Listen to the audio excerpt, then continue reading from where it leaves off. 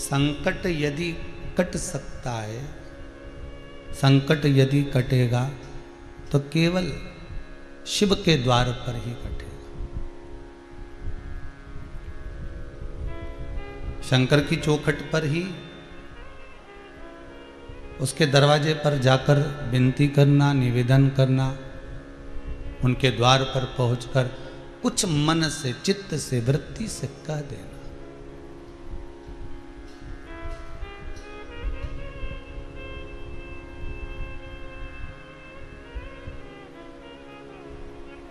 बिना सोचे समझे, बिना विचार के अगर कोई देने वाला है,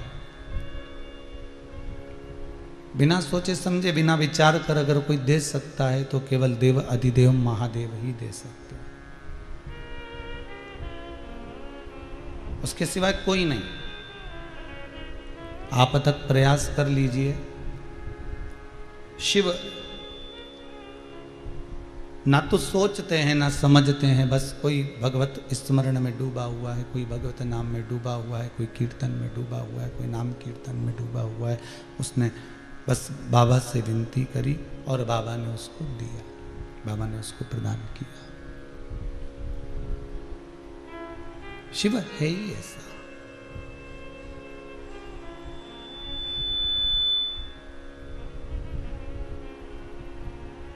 शंकर दयालु है ही ऐसा। उसको कहते हैं करुणा सागर, मतलब जिसकी करुणा की कोई कमी ना हो, जिसकी करुणा में कोई कमी ना रह जाए महाराज, जिसकी करुणा में कोई कमी ना हो, वो करुणा सागर शिव है। देवता हैं वो भी शिव की आराधना में है, और अगर असुर हैं, राक्षस हैं, वो भी शंकर की आराधना में।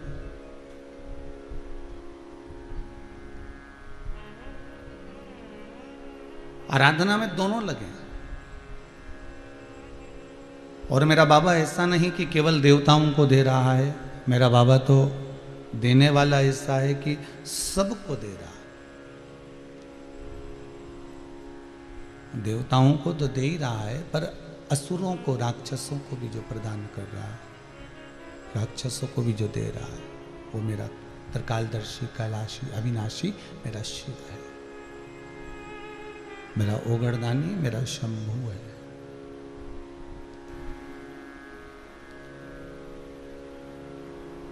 बस आपका स्मरण, आपकी चित्तवृत्ति, आपका मन, आपका हृदय जहां शंकर से जुड़ गया, जहां शिव से आपकी चित्तवृत्ति, आपका मन एक बार रम गया, तो फिर शिव आपका हो गया और आप शंकर के हो गए। भटकन छूट जाएगा।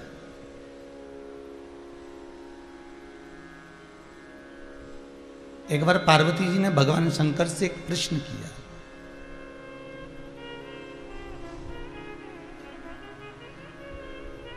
पार्वती जी ने भगवान शिव से एक निवेदन करा, एक प्रश्न किया कि हे भूत अधिपति, हे भूतेश्वर, हे शंभु, हे त्रिकालदर्शी, हे कैलाशी, हे अविनाशी, हे शंकर, एक मेरे मन में जो संशय उत्पन्न हुआ है, उस संशय को आप मिटा दीजिए।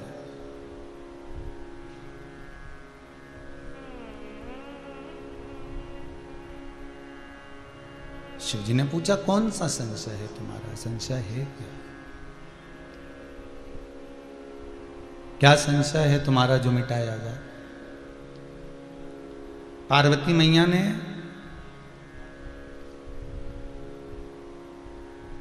एक संशय शंकर भगवान के सामने ये रखा कि देवऋषि नारद को जो बंदर का मुख लगा है, देवऋषि नारद को जो बानर का मुख लगा है, बंदर का जो मुख लगा है, वो बानर का मुख, वो बंदर का मुख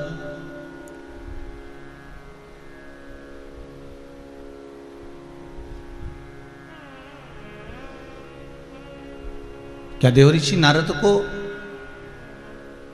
आपका अपमान करना, या आपके लिए असत्य बोल देना, या आड़ा टेढ़ा बोल देना, या आपके लिए सम्मानित शब्द का प्रयोग ना करना इसलिए लग गया।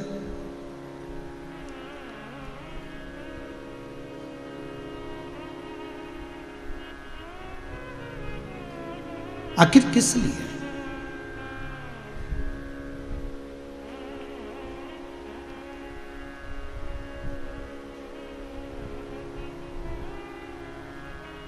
कारण क्या है? शंकर भगवान बोले, देखो पार्वती, सबसे पहला प्रसंग आपने जो प्रश्न किया है, उस प्रश्न का सबसे बड़ा जो सुख है, सबसे बड़ा जो आनंद है, वो एक ही है। ओम नमः शिवाय, ओम नमः शिवाय, नमः शिवाय, ओम नमः शिवाय, नमः शिवाय, ओम नमः शिवाय, नमः शिवाय, ओम नमः शिवाय, नमः शिवाय, ओम नमः शिवाय, नमः शिवाय, ओम नमः शिवाय, नमः शिवाय, ओम नमः शिवाय, नमः शिवाय, ओम नमः शिवाय, नमः शिवाय, ओम नमः शिवाय, नमः शिवाय, ओम नमः शिवाय, नमः शिवाय, ओम नमः शिवाय, नमः शिवाय, ओम नमः शिवाय।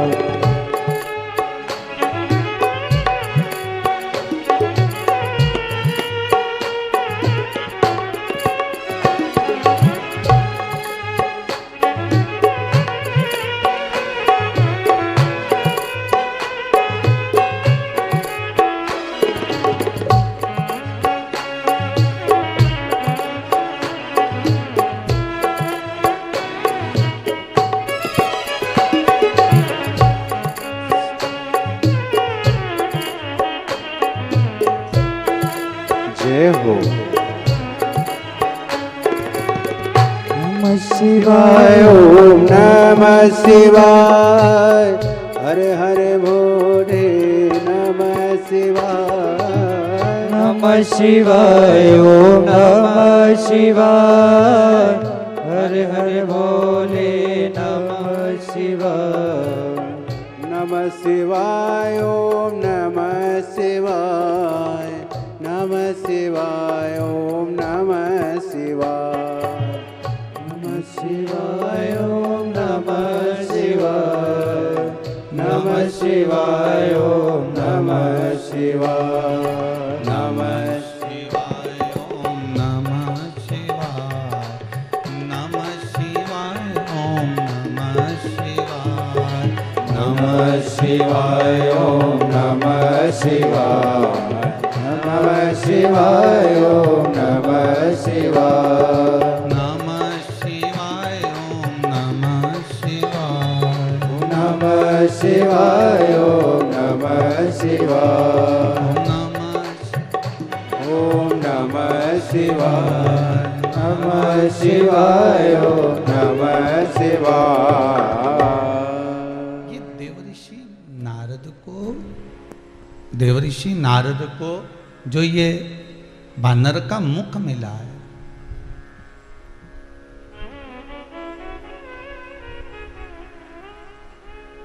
इसका कारण क्या है? क्यों मिला? केवल उसने आपकी निंदा कर दी इसलिए बानर का मुख मिला है क्या?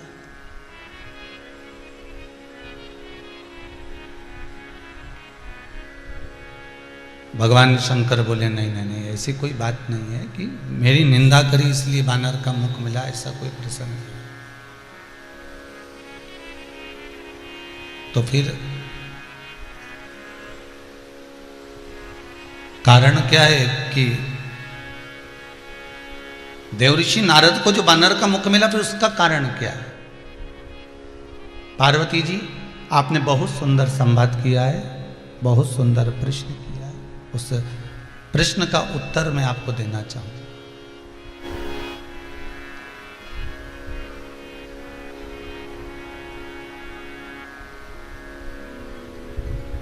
सुनो पार्वती,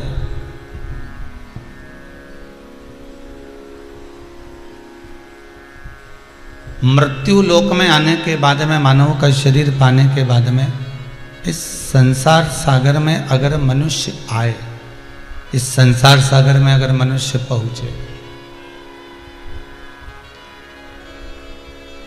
और आने के बाद में अगर कोई सतगुरु की शरणागति उसके जीवन में एक बार मिल जाए,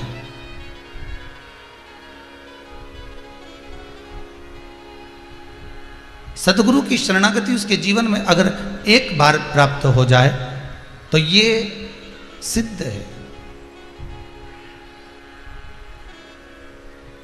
कि वो जीव फिर 84 लाख योनियों में चक्कर ना काटते हुए सीधे मेरे धाम में आ जाता है, सीधे मेरे पास पहुंच जाता है।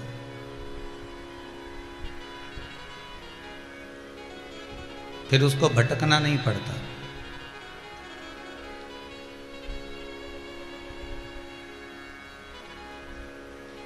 ये जो नारद के मुख से जो शब्द निकल रहे हैं, नारद के मुख से जो शब्दों का व्याख्यान हो रहा है, नारद के मुख से जो शब्द बोले जा रहे हैं, देवऋषि नारद जब तप साधना में कामदेव को जीत कर आ गए और कामदेव को जीतने के बाद में जब देवऋषि नारद ने जब जाकर भगवान शंकर के सामने जिन शब्दों का संबोधन करा कि हे भूत अधिपति, हे भूतेश्वर, हे शंकर, हे त्रिकालदर्शी, हे कैलाशी, हे करुणा सागर, हे शिव, हे शंकर,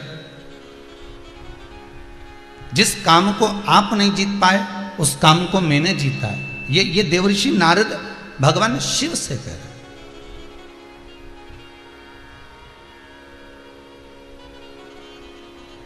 जिसको आपने नहीं जीता उसको मैंने जीता है।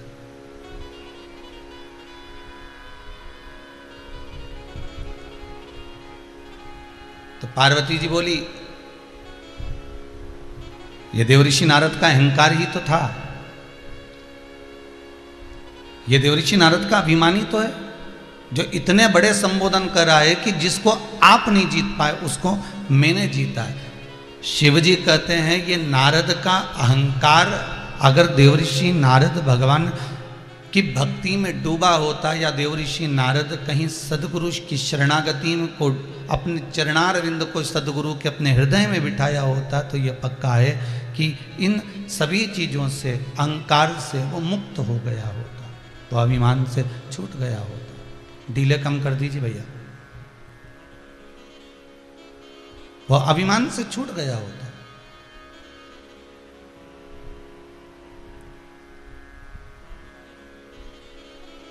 अभिमत्ता से वो वंचित हो गया होता।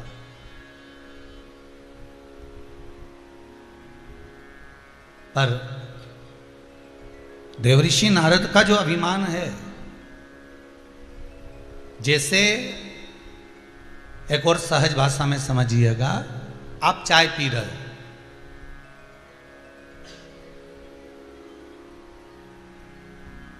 आप पानी पी रहे हो, चाय पी रहे हो, छाछ पी रहे हो, दूध पी रहे हो और कप में आपके चाय रखी हुई है या गिलास में पानी रखा हुआ है। कोई सामग्री आपके पास में रखी हुई है और कोई व्यक्ति अगर निकल कर गया और उसने आपको थोड़ा सा टल्ला मार दिया, धक्का मार दिया, थोड़ा सा हाथ का स्पर्श हो गया, थोड़ा सा छू कर चले गया और चाय झलक गई,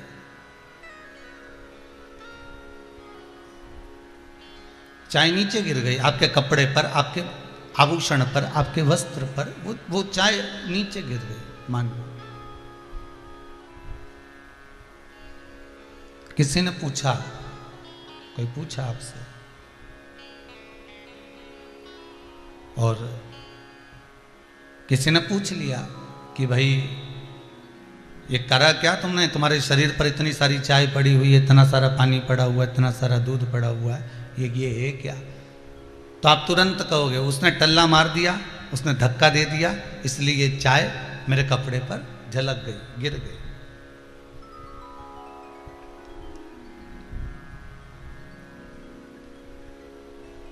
शंकर भगवान पार्वती से कहते हैं कप में चाय थी, इसलिए ठोकर लगने पर, टल्ला मारने पर, धक्का देने पर वो नीचे गिर गई, झलक गई। यदि कप में चाय नहीं होती तो झलकती क्या? नहीं। नीचे गिरती क्या? नहीं।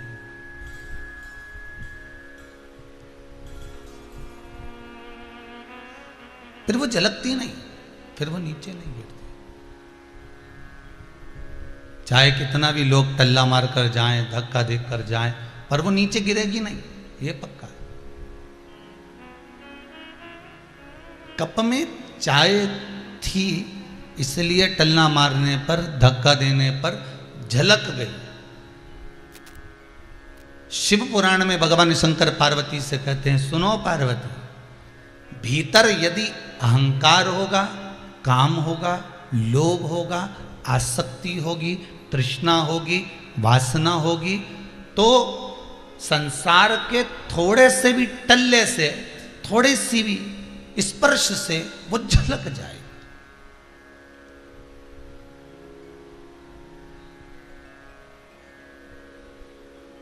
और यदि मान लो कप खाली है, यदि मान लो गिलास खाली है और उसमें कुछ है ही नहीं, तो फिर कोई कितना भी टल्ला मारे, कोई कितना भी धक्का मारे, कोई कितना भी स्पर्श कर कर जाए, कोई बाजू में से निकल कर भी चले जाए, तो वो चाय गिरेगी। उसमें है ही नहीं, पात्र में कुछ है ही नहीं, ना उसमें दूध है, ना पानी है, ना चाय है, बस उसमें चाय थी इसलिए झलकी। उसमें अहंकार था तो वो झलका, उसमें लोभ था तो वो झलका, उसमें अहंकार था, काम था, आसक्ति थी, तृष्णा थी, वासना थी, तो वो झलकी। अगर ये आसक्ति, अगर ये तृष्णा, अगर ये काम, अगर ये लोभ नहीं होता तो वो झलकता कैसे?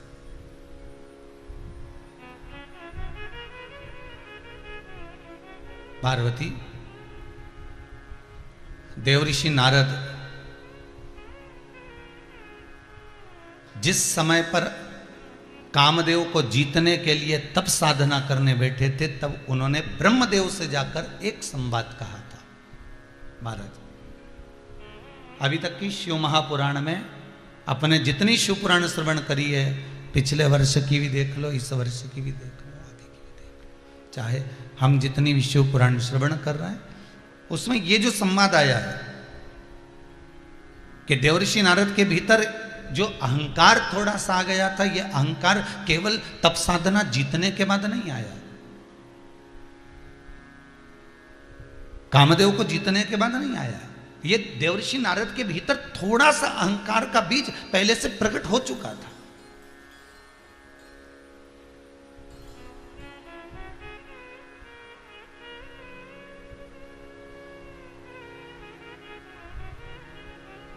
थोड़ा सा अभिमान का बीज भीतर आ चुका था।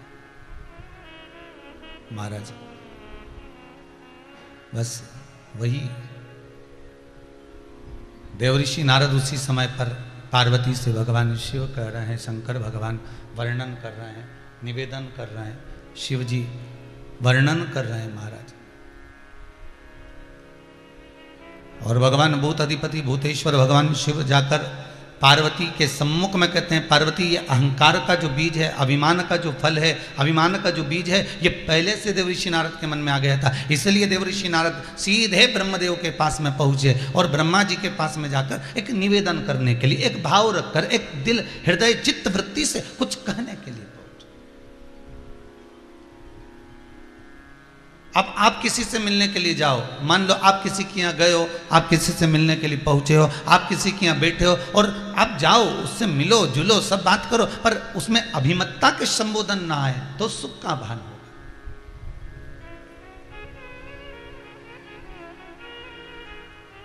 अरे साहब,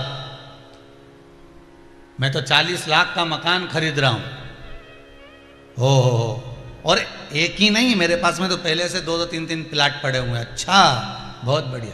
तो उसको बताने की जरूरत क्या है? उसने तुमसे पूछा कि तुमने 40 लाख का मकान खरीदा, कि 30 लाख का प्लाट खरीदा, कि 15 लाख का कुछ खरीदा? उसने तुमसे कुछ पूछा? कुछ भी नहीं पूछा। कोई संबोधन नहीं कहा गया, कोई संबोधन नहीं बोला गया। उसके बाद भी हम डायरेक्ट जाकर कह दे कि उसने 40 लाख का मैं तो मकान ले रहा हूँ, मैंने एक प्लाट अपने पास पहले से पड़ा हुआ है, ये चीज़ पड़ी हुई है, वो चीज़ पड़ी हुई है, तो ये संबोधन का सुख नहीं है।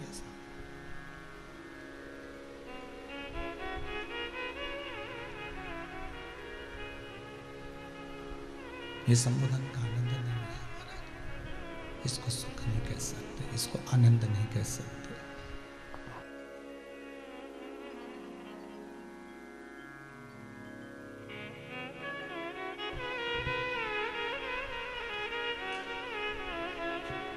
संबोधन का सुख नहीं है।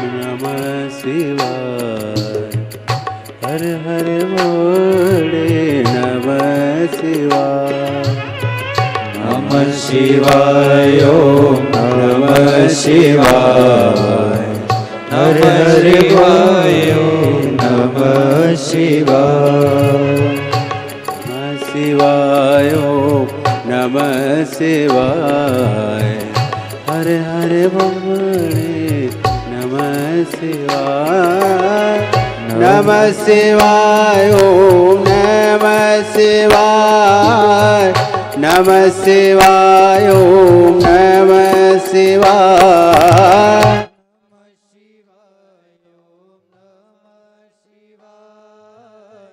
नमः शिवाय ओम नमः शिवाय, नमः शिवाय ओम नमः शिवाय, नमः शिवाय ओम नमः शिवाय, नमः शिवाय ओम नमः शिवाय, नमः शिवाय ओम नमः शिवाय, नमः शिवाय ओम नमः शिवाय, नमः शिवाय ओम नमः शिवाय, नमः शिवाय ओम नमः शिवाय, नमः शिवाय ओम नमः शिवाय। देव ऋषि नारद, ये अहंकार का जो बीज है ना, ये पहले से प्रकट हो चुका है। अभिमान का जो बीज है ना, ये पहले से प्रकट हो चुका है, पहले से जन्म ले चुका है। और वो अभिमान का जो बीज पहले से प्रकट हुआ है ना, ये बीज जो है ना, ये ब्रह्मदेव के सम्मुख में जाकर साक्षी हुआ। ब्रह्मा जी ने पूछा, देव ऋषि नारद कैसे आना हुआ तुम्हारा, आए कैसे हो? तो ब्रह्मा जी के सामने देव ऋषि नारद अपने पिता के सम्मुख में देव ऋषि नारद कर रहे हैं, जो संबोधन देव ऋषि नारद को नहीं करना चाहिए। आप कितना भी कमाओ, आप कितना भी धन एकत्रित कर लो, आप कितनी भी संपदा जोड़ लो, आप कितना भी वैभव बना लीजिए आपका, पर अपने माता पिता और गुरु की साक्षी में, अपने माता पिता और गुरुजन की साक्षी में कभी अपने उच्च स्वर ना निकालिए।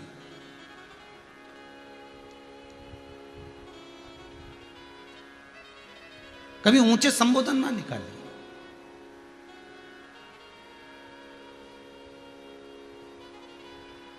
माता के सामने बेटा जाकर कह दे, अरे मम्मी, अरे माता, जो पिता ने नहीं करा, जितना पिता ने नहीं कमाया उससे ज्यादा मैं कमा रहा हूं। या बच्चा अपने पिता के सामने कह दे, पिताजी जो तुम नहीं कर पाए वो मैं कर कर दिखा रहा हूं।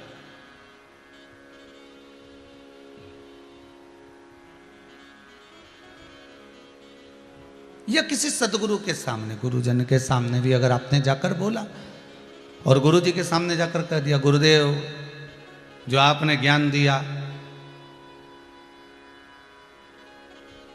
ये जितना आप ज्ञान प्रदान कर रहे हो, इससे 4 गुना ज्ञान तो मेरे पास में है। मैं ना जाने काशी पढ़ कर आया, मथुरा वृंदावन पढ़ कर आया, ना जाने कहाँ कहाँ मैंने एकत्रित कर लिया। सारा ज्ञान इकट्ठा करने के बाद मैं आपके पास में आया हूँ, और वो भी गुरु मंत्र लेने के लिए।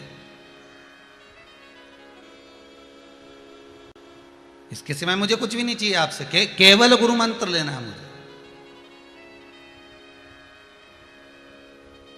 उसके सिवाय मुझे कुछ भी नहीं चाहिए।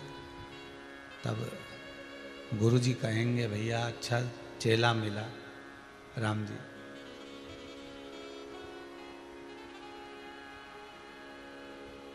बड़ा गजब का चेला मिला। होता है एक गुरुजी का एक चेला इतना आलसी इतना आलसी इतना आलसी,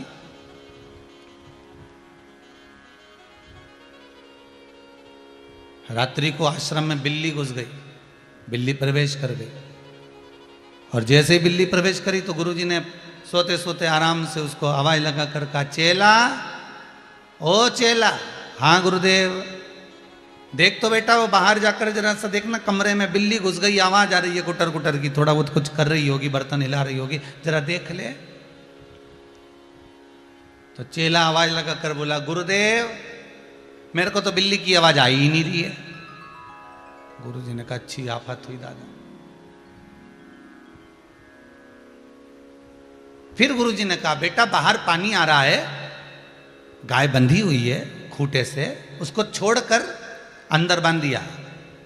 चेला बोला गुरुजी आपके होते हुए मैं किसी को बंधन से मुक्त कैसे कर सकता हूं। गुरुजी बोले गजब। अब आलसी तो चेला था,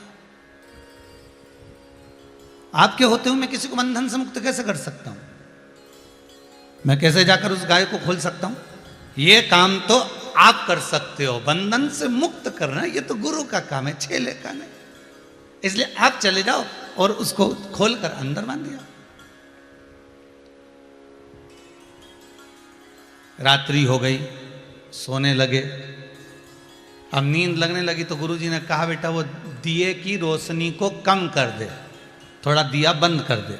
चेला बोला गुरुजी आपने तो सिखाया है जिंदगी में लोगों के प्रकाश करो, अब मैं उठ के जाऊं और अंधकार करूं तो ये मुझे अच्छा थोड़ी ना लगेगा, ये तो गुरु ही कर सकता, ये गुरु के सिवा कोई नहीं कर सकता।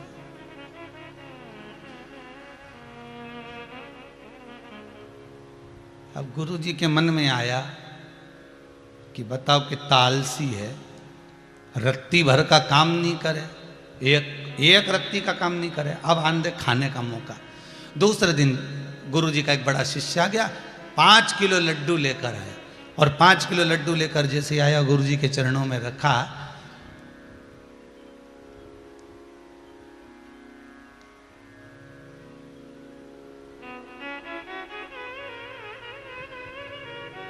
और रखते से ही बड़े शिष्य ने छोटे शिष्य को बुलाया, आओ महाराज आप भी थोड़ा सा मीठा खा लीजिए। दौड़ कर आया तो गुरुजी ने कहा नहीं नहीं नहीं, इन्होंने संकल्प लिया है आश्रम में जब तक रहेंगे दूसरे के घर का अन्न नहीं खाएंगे। चेला ने मन में सोचा बताओ गजब का हाल है, बड़ी मुश्किल से तो खाने को लड्डू मिला था आश्रम में इतने दिनों के बाद, और मालूम पड़े गुरुजी ने उसमें भी भांजी मार दी। गुरु के सम्मुख में, माता के सम्मुख में, पिता के सम्मुख में कभी ऊंचे शब्दों का संबोधन नहीं होना, कभी ऊंचे शब्दों का संबोधन ना हो, ना माता के सम्मुख में हो, ना पिता के सम्मुख में हो, ना गुरु के सम्मुख में हो। पर ब्रह्मा जी, तो ब्रह्मा जी ने पूछा तप साधना करो, दुनिया करती है, इतने सारे 33 कोटि देवता हैं, कोई ना कोई तप साधना करते ही रहते हैं, और भक्त लोग भी तप साधना करते हैं, आप भी तप साधना करो, मना कौन करता है। पर ब्रह्मा जी के सामने देवऋषि नारद ने जो संबोधन कहा कि तप साधना करूंगा तो ऐसी तप साधना करूंगा, ऐसी तप साधना करूंगा जैसी तप साधना कोई ना कर पाया हो, वो तप साधना मुझे करना।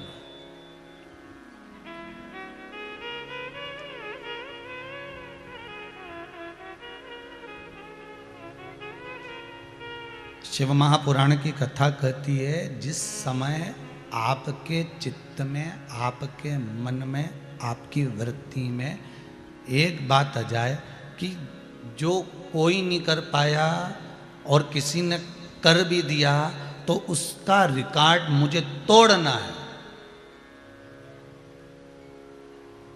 उसका रिकॉर्ड मुझे तोड़ना है, ऐसी तप साधना मुझे करना है। शिव पुराण कहती है कि किसी को नीचा दिखाकर, किसी को छोटा दिखाकर किसी को थोड़ा सा भी नीचा दिखाकर अगर हम किसी भजन को कर रहे हैं, किसी तप साधना को कर रहे हैं, किसी संकीर्तन को कर रहे हैं, किसी अनुमोदन को कर रहे हैं, किसी स्मरण को कर रहे हैं, तो वो हमें सुख का भान नहीं दे सकता, वो हमें आनंद की अनुभूति नहीं दे सकता। भगवान शंकर पार्वती जी से कह रहे हैं, नारद जी के मन में ये अहंकार का जो बीज है ये पहले से आ चुका था, ये तो केवल नारद ने तप कर कर साधना कर कर मेरे सम्मुख में आकर जो कहा, ये तो अहंकार का कप, अर्थात जो थोड़ा सा चाय भरी थी कप के अंदर वो झलकी है, केवल ठेक लगने से, केवल टुल्ला लगने से, केवल थोड़ा सा स्पर्श हो जाने से, थोड़ा सा धक्का लग जाने से वो चाय झलक गई। व्यक्ति के भीतर का अभिमान कब झलकता है, व्यक्ति के भीतर का अहंकार कब झलकता है?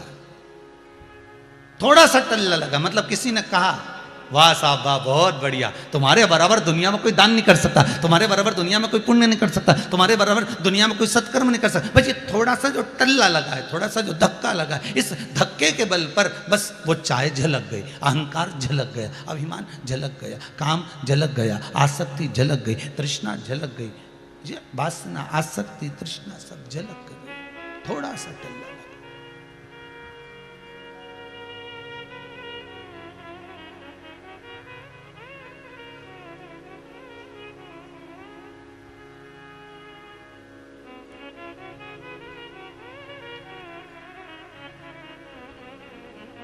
भाई पहले भी कहा आज फिर कर दे, पहले भी कहा आज फिर कर रहे।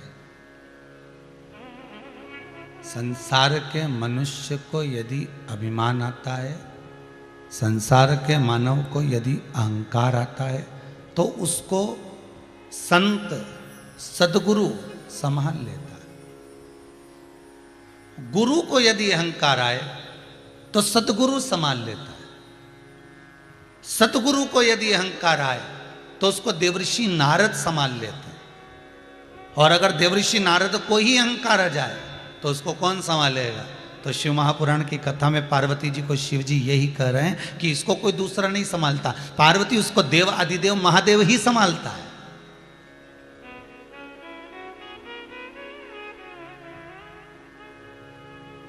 इसको कोई दूसरा संभालने वाला होगा भी नहीं। संभालेगा तो देव आदिदेव महादेव ही संभालेगा, संभालेगा तो केवल शंकर ही संभालेगा, संभालेगा तो केवल शिव ही संभालेगा। क्योंकि इस मृत्यु लोक का देव अधिदेव महादेव कोई साधारण नहीं है। संसार का सबसे बड़ा अगर कोई गुरु है तो वो शंभु है, वो शंकर, वो त्रिकालदर्शी, वो कैलाशी, वो विनाशी है।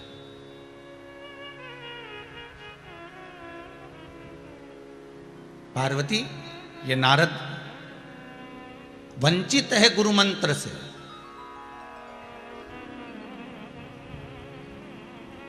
ये नारद गुरु मंत्र से वंचित है।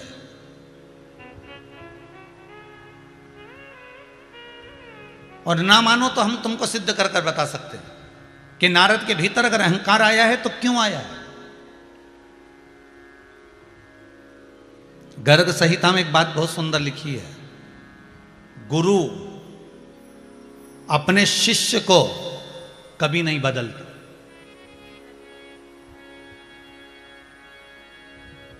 गर्ग संहिता में लिखा है, गुरु अपने चेले को, जिसको उसने गुरु मंत्र दिया है, उसको कभी नहीं बदलता, उसको कभी नहीं पलटता।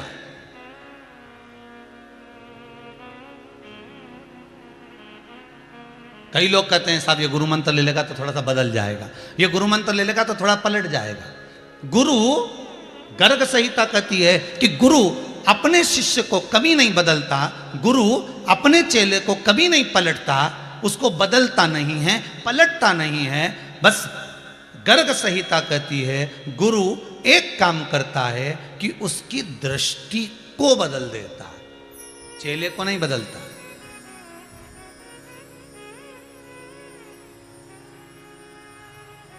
गुरु का चेला कभी नहीं बदलेगा, ना पलटेगा। क्या बदलेगा? बदलेगा तो केवल दृष्टि, केवल दृष्टि। क्या करेगा वो? शिव महापुराण की कथा कहती है उसकी दृष्टि में भगवान शिव को, भगवान राम को, भगवान कृष्ण को ऐसा विराजमान कर देता है, वो नेत्रों के भीतर परमात्मा को ऐसा विराजमान कर देता है, वो नेत्रों के भीतर भगवान को ऐसा विराजमान कर देता है कि व्यक्ति को सब कुछ श्रेष्ठतम ही दिखने लगता है।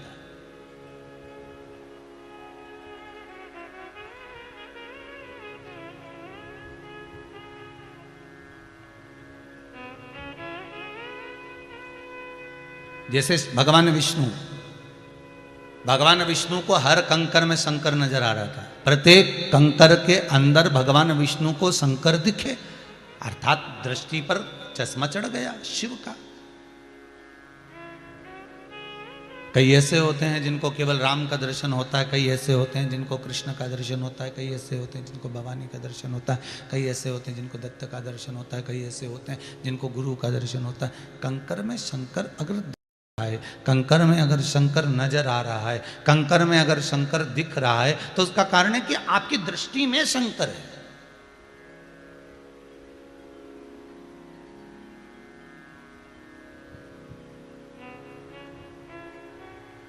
आपकी दृष्टि में शिव समाया हुआ है कि खानो नहीं भावे मन, पीनो नहीं भावे रे, दौड़ दौड़ मन सत्संग जावे रे, कि मैं तो शिव की दीवानी ऐसी हो गई रे, सपनों में आवे मारा त्रिपुरारी। वो शिव दिखे मुझे।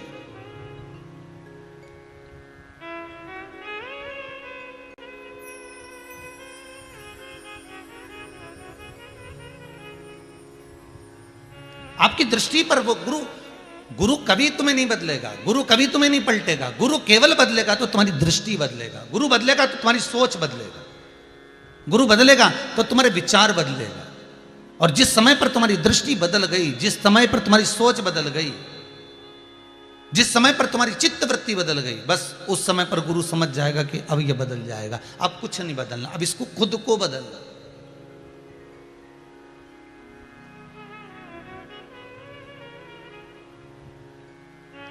देव ऋषि नारद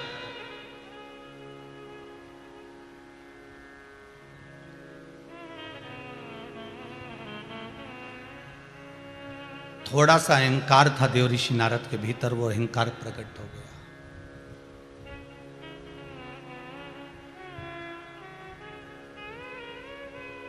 एक बात आपसे कहें, जितने लोग आस्था चैनल पर कथा सुन रहे हैं, जितने फेसबुक और यूट्यूब पर कथा सुन रहे हो, बड़े बड़े ध्यान से सुनना और एक जवाब जरूर देना। पानी में गिरने से व्यक्ति की मृत्यु होती है क्या? जम के बोलो जरा। जितने लोग आस्था चैनल पर कथा सुन रहे हो, फेसबुक यूट्यूब पर श्रवण कर रहे हो, दिल से बोलना, पानी में गिरने से व्यक्ति की मृत्यु होती है क्या? नहीं। पानी में गिरने से व्यक्ति की मृत्यु नहीं होती। व्यक्ति की मृत्यु कब होती है? जब उसको तैरना नहीं आता।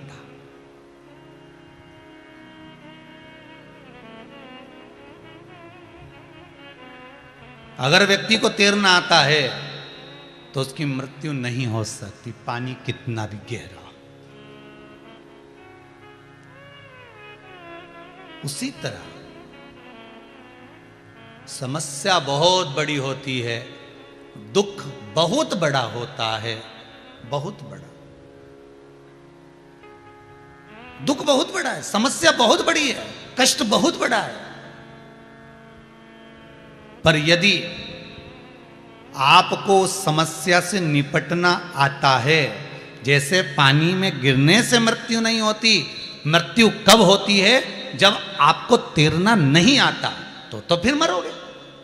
समस्या बहुत बड़ी है, दुख बहुत बड़ा है, कष्ट बहुत बड़ा है, पर उस समस्या से निपटना यदि आपको आता है, आप शिव महापुराण की कथा को श्रवण करते हो, आप शंकर का अनुमोदन करते हो, आप भगवान का भजन करते हो, और आपका विश्वास अगर प्रबल है और भगवान की भक्ति में अगर आप डूबे हुए हो, तो समस्या कितनी भी बड़ी होगी, दुख कितना कितना भी बड़ा होगा, अगर आपको निपटना आता है, उस समस्या का निवारण यदि आपको आता है, तो आपको भीतर दुख प्रवेश नहीं कर सकता, समस्या आपको घेर नहीं सकती, आप उससे बाहर निकल जाओगे, उभर जाओगे।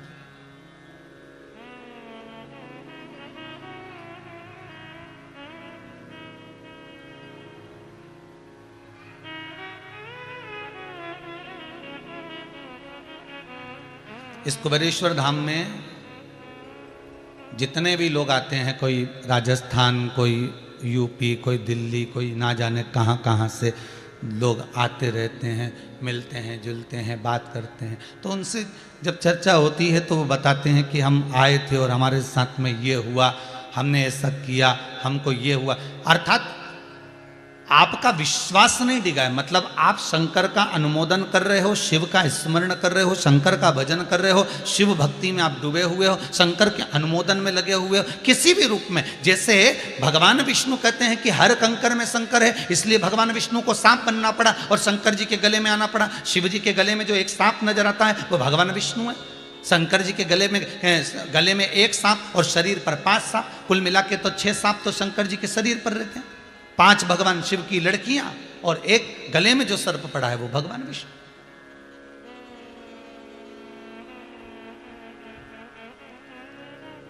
पानी में गिरने से कोई नहीं मरता, मरता जब है जब उसको तैरना नहीं आता।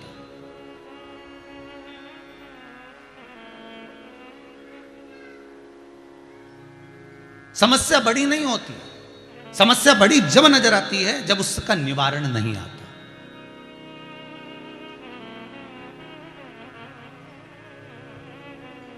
आप उस परमात्मा के नज़दीक में जब पहुंच रहे हो, आप उस परमात्मा के करीब में जब जा रहे हो, उस परमात्मा के नज़दीक में जब आप प्रवेश कर रहे हो, तो आपके भीतर ये भाव होना चाहिए कि कितनी बड़ी भी समस्या है, अगर परमात्मा खड़ा है तो फिर दुख किस बात का।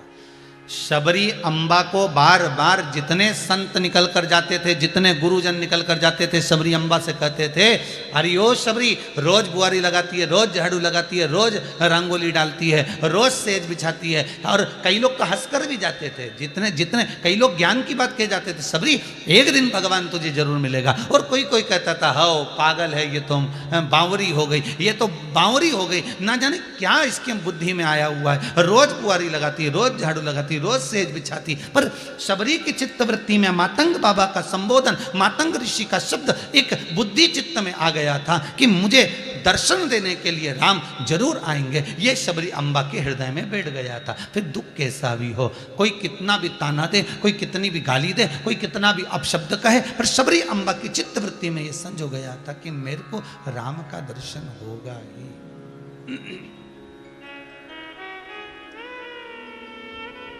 मुझे राम का दर्शन जरूर होगा, मुझे राम जरूर मिलेगा।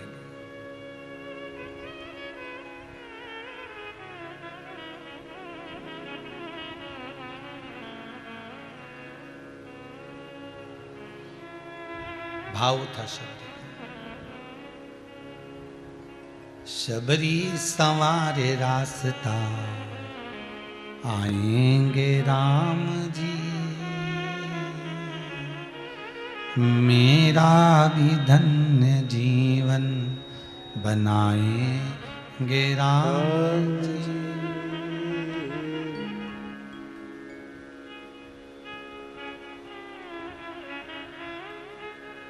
हाथों से अपने शबरी अपने हाथ से रास्ता बुआरती है, कोई चरण में कांटा ना लगे उनके, क्योंकि जिस परमात्मा का दर्शन करने के लिए मैं बरसों से लगी हूं, अगर वो मेरे दरवाजे पर आए और उनको कष्ट हो तो ये आनंद क्या।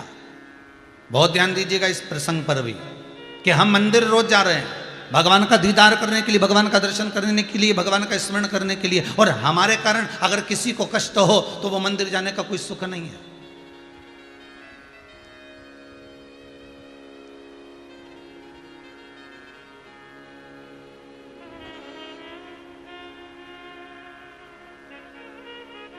एक व्यक्ति हर 15 दिन में ब्लड दान करता था, हर 15 दिन में खून देकर आता था दान में। कई लोग उसको फोन लगा कर बुलाते थे, साहब वो ब्लड की जरूरत है, दान दे दोगे क्या? हो, आ रहा हूं, अब भी आ रहा हूं, अब भी आया।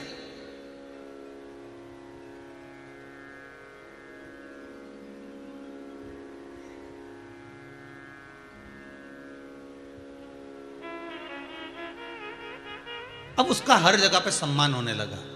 साहब इसने कम से कम 100 जगह पर ब्लड दान दिया, ब्लड डोनेट किया।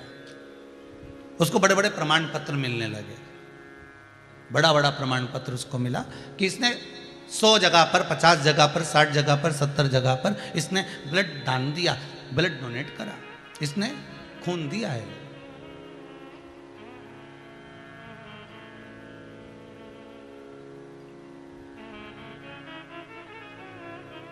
वो खून देता तो था, पर परिवार में, कुटुंब में कोई शब्द ऐसा बोल जाता था कि ना जाने कितनों का खून जला भी देता था। कितना सुंदर कहा है महाराज जी। यह जरूरी नहीं है कि आप किसी को खून दोगे, रक्त दोगे, तब उसको प्रसन्नता मिलेगी। शिव महापुराण की कथा तो यहां तक कहती है कि आप अपने मुख से अगर प्रेम की वाणी बोल दोगे और उसके चेहरे पर प्रसन्नता आ गई, उसके चेहरे पर आनंद आ गया, उसके चेहरे पर स्माइल आ गई और उसका आपकी वाणी से उसका हृदय, चित्त वृत्ति प्रसन्न चित्त हो गई, तो समझ लेना कि आपने ब्लड डोनेट कर दिया, आपने खून दे दिया है उसको, आपने ब्लड दान कर दिया है उसको।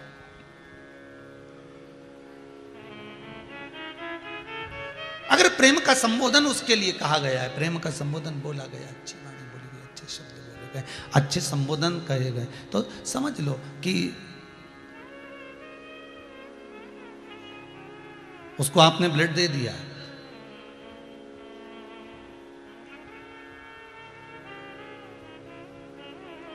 देवऋषि नारद का कोई गुरु नहीं है, इसी कारण से इसके भीतर अभिमान समाया हुआ है। अगर गुरु होता तो अभिमान नहीं होता। बहुत सुंदर वाक्य महाराज, अगर गुरु होता तो अभिमान नहीं होता। तो कई लोग ऐसा भी कहते हैं महाराज जी, कई लोगों ने तो गुरु मंत्र ले रखा है, फिर इतना अहंकार क्यों करते हैं? उसका कारण है कि यह केवल गुरु पूर्णिमा भाई गुरु जी के पास जाते हैं, बीच में गुरु जी के पास गए नहीं। फिर वही वाली बात याद कर लीजिए, गुरु धोबी शिष्य कपड़ा साबुन सृजनहार, सतसंग शिला पर धोइए निक से रंगा पार। अर्थात गुरु के पास जाते रहने पर, गुरु के पास में पहुंचते रहने पर गुरु उसको साफ निर्मल कर देता है, गुरु उसको क्लीन कर देता है, साफ कर देता है।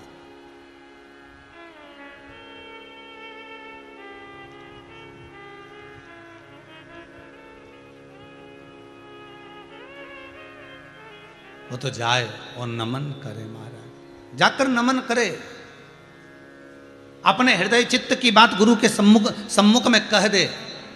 फिर निवेदन करूंगा जो पहले का आज फिर कह रहा हूं, माता पिता और गुरु के सामने अपने दिल की बात कह दो, जो कुछ कहना कह दो।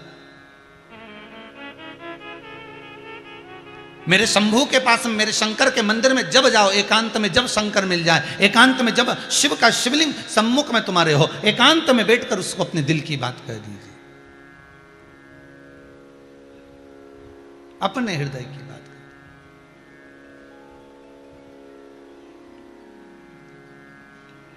हे भोलेनाथ, हे गुरुदेव, स्वीकार कीजिए वंदना मेरी,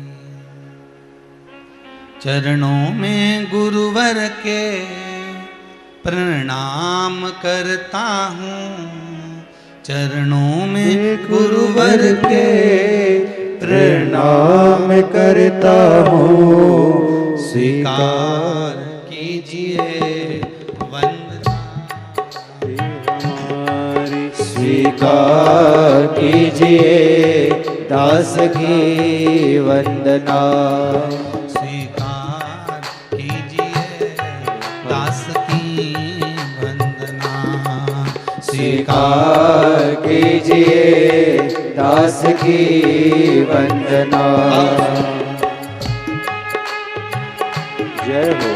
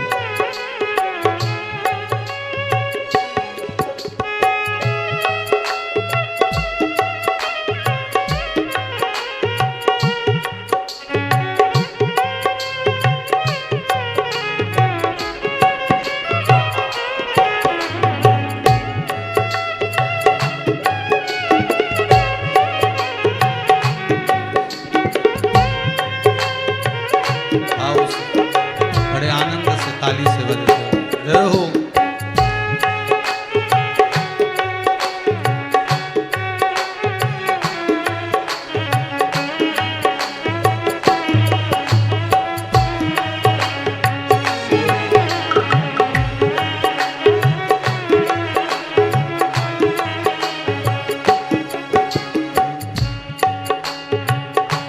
गुरु जी आप दयालु है, दयावान है। गुरु जी आप दयालु है, दयावान है।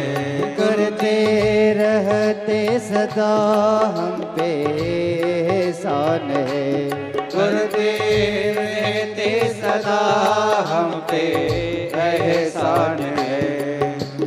भूल क्षमा कर देते हैं और अपनी शरण में लेते हैं। भूल क्षमा कर देते हैं और अपनी शरण में लेते हैं। स्वीकार कीजिए दास की वंदना, स्वीकार कीजिए दास की वंदना।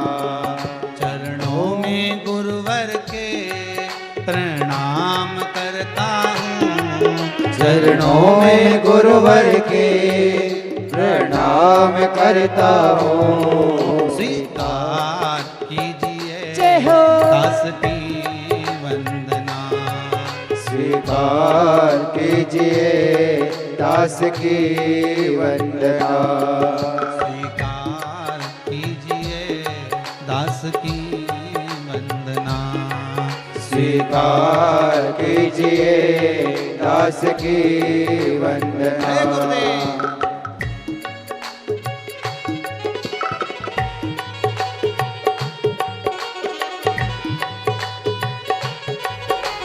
हरि बोल।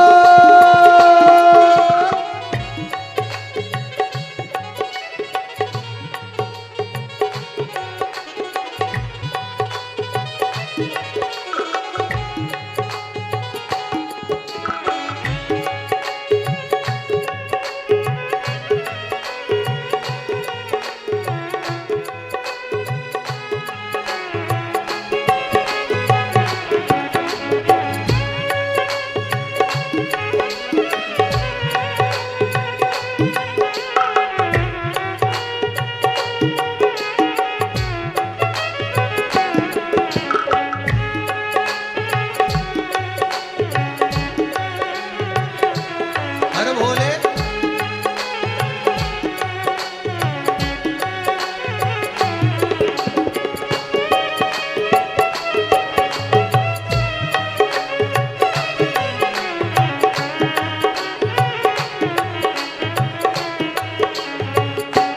हम तो भटक रहे थे अंधकार में, हम तो भटक रहे थे अंधकार में। कोई मंजिल नहीं थी संसार में, कोई मंजिल नहीं थी संसार में।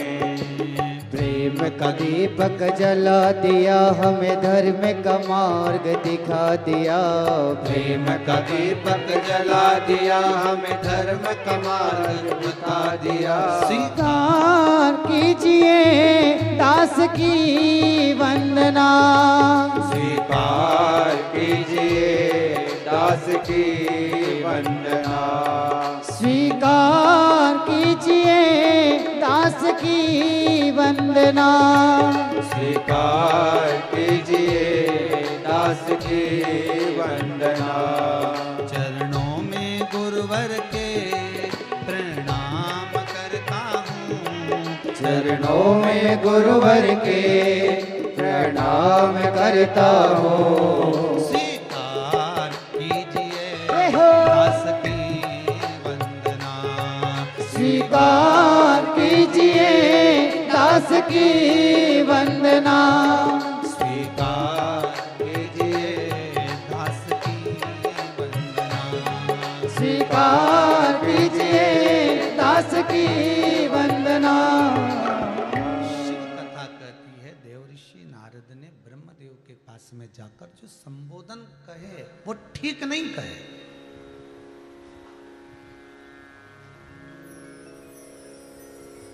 कहे बेटा अपने पिता से जो कहना कहे, अच्छे दिल से कहे, पर कोई संबोधन ऐसा ना कहे जिससे किसी का दिल दुखे।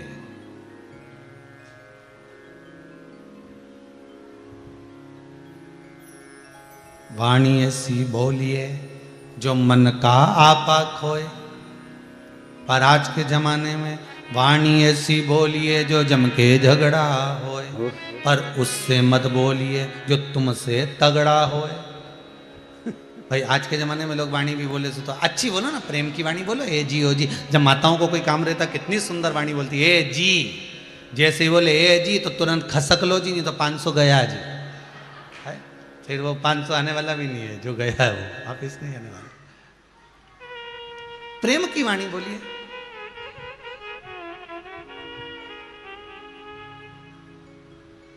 जितनी स्नेह की वाणी हो सकती वो बोलिए। पर देवऋषि नारद ने अपने पिता के सामने, ब्रह्मदेव के सामने भी जो वाणी बोली ना, वो बड़ी अहंकार की वाणी थी। मेरा मन है पिताजी, मेरा मन है। ब्रह्मा जी ने कहा क्या मन है? मेरा मन है कि जिस कामदेव को शंकर नहीं जीते थे ना, उस कामदेव को मैं थोड़ा सा जीत कर बताना चाहता हूं इस संसार के लोगों को कि अगर आप चाहें तो क्यों ना जीत सकते।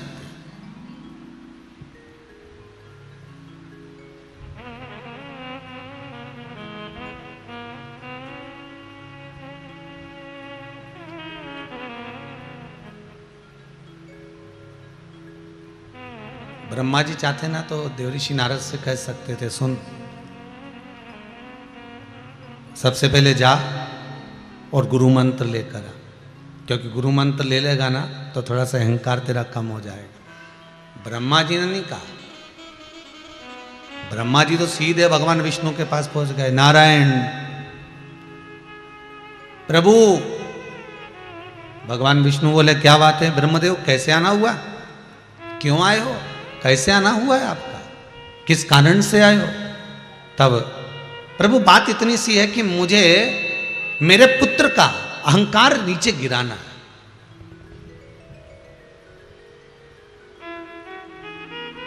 और कोई इसको सदगुरु मिल जाए, ऐसा कोई एक गुरु ऐसा जीवन में मिल जाए जो इसके जीवन को सार्थक बना दे, ऐसा कोई गुरु मिल जाए तब ठीक है। भगवान विष्णु ने कहा कल ही लो, और भगवान विष्णु ने एक सभा बुलाई।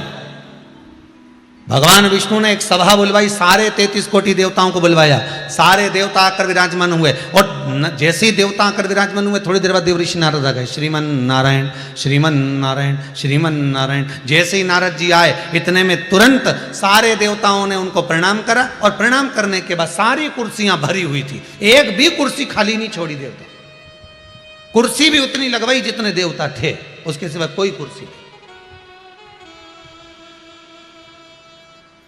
साधु सन्यासी तपस्वी साधक उपासक संत महात्मा सबको बिठा दिया, जगह जगह पर ले जाकर सबको विराजमान कर दिया। सब बैठ गए, सब जहाँ जहाँ बैठना था वहाँ बैठ गए। आखिरी में देवऋषि नारद आ रहे हैं, आखिरी में देवऋषि नारद पहुँच रहे हैं। और देवऋषि नारद आखिरी में जब आए, आते से उन्होंने भगवान विष्णु को प्रणाम करा, ब्रह्मा जी को प्रणाम करा, सबको प्रणाम कर देवऋषि नारद ने पूछा मैं कहाँ बैठूं?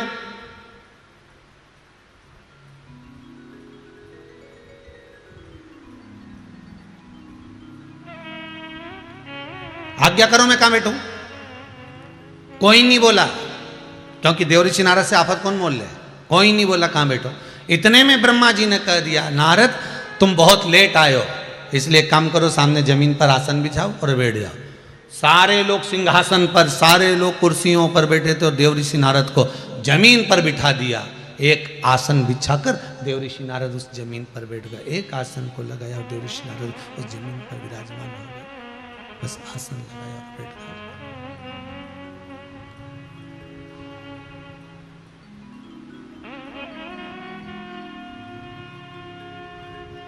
अब आप लोग बोलेंगे गुरुजी ये कथा कहां से लेकर आए हो कि नारद जी को जमीन पर बिठाया? नारद पंचतंत्र में से ये कथा निकाली है, ठीक है। जिसको अगर पढ़ना हो तो वो पढ़ सकते हो, नहीं तो आप लोग कहो कि ये संवाद कहाँ से मिल गए कि देवऋषि नारद तो हमेशा आते थे तो उनको ऊंचे सिंहासन पर बिठाते थे, पर नारद को जमीन पर बिठाया, ये संवाद कहाँ से? तो नारद पंचतंत्र से कथा निकाली है, जमीन पर बिठा दिया।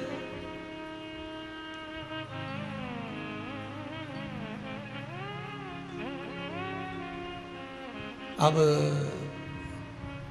नारद जी के तो कांटे से खून नहीं, नारद जी के तो मन में, वृत्ति में, चित्त में ये बात तो राजी नहीं हो रही नारद जी के कि भाई मुझे जमीन पर बिठाया।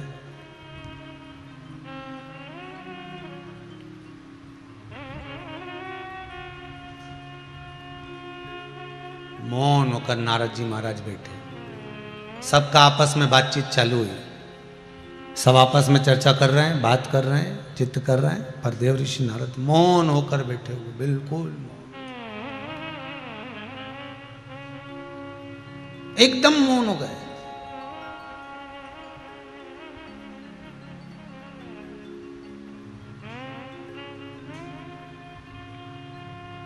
दुनिया का सबसे बड़ा आभूषण है मौन रहना।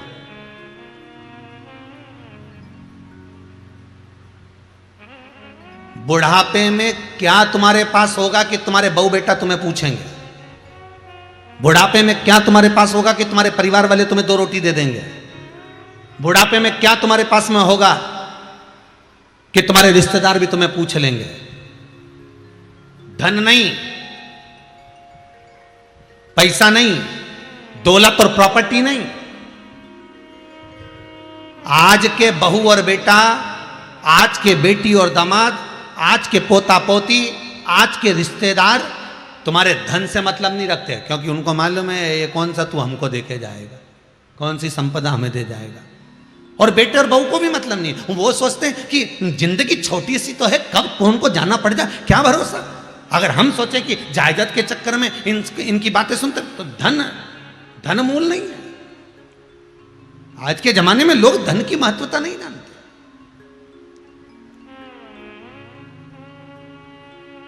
क्या तुम्हारे पास में हो कि तुम्हारे बहू बेटा भी तुम्हें सम्मान दे? क्या तुम्हारे पास में हो कि तुम्हारे रिश्तेदार भी तुम्हारा सम्मान दे? क्या तुम्हारे पास में हो कि तुम्हारे कुटुंब वाले, मोहल्ले वाले, परिवार वाले, समाज वाले तुम्हारा सम्मान करें? क्या होना चाहिए? तो बुढ़ापे का परम आभूषण है मौन रहना। बुढ़ापे का परम आभूषण है चुप रहना और मीठी वाणी बोलना। अब तुम्हारे पास धन तो बहुत सारा है, तुम नौकर भी रख लिए 15 और रोज किसी को गाली दो, नौकर भग जाए, फिर अगला ढूंढ के लाओ, फिर गाली दो ने फिर भग जाए, फिर ढूंढ के लाओ, फिर गाली दो ने फिर भग जाए, तो धन का कोई मीत नहीं। उनको तो मीठी वाणी चाहिए, उनको मौन चाहिए, उनको चुप चाहिए। जितना जितना अवस्था बढ़ती चली जाती है, जितनी जितनी अवस्था आगे बढ़ती चली जाती है, शास्त्र कहता है उतना चुप रहने की आदत डाल लेना चाहिए कि अब हमको नहीं बोलना। क्यों?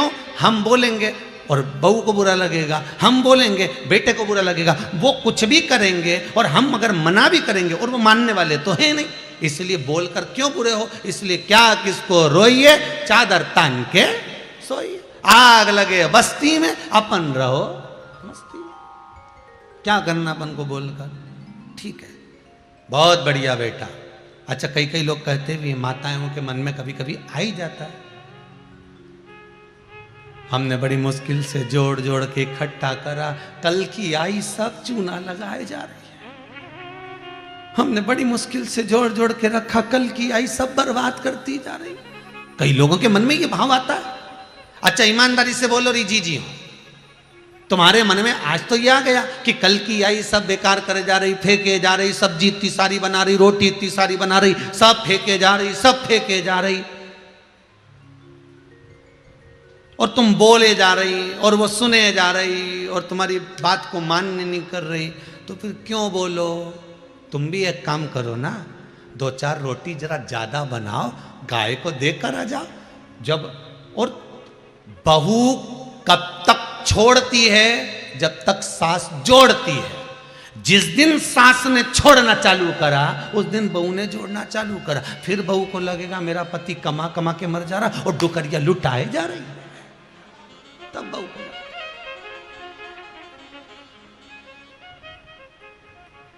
तब लगेगा।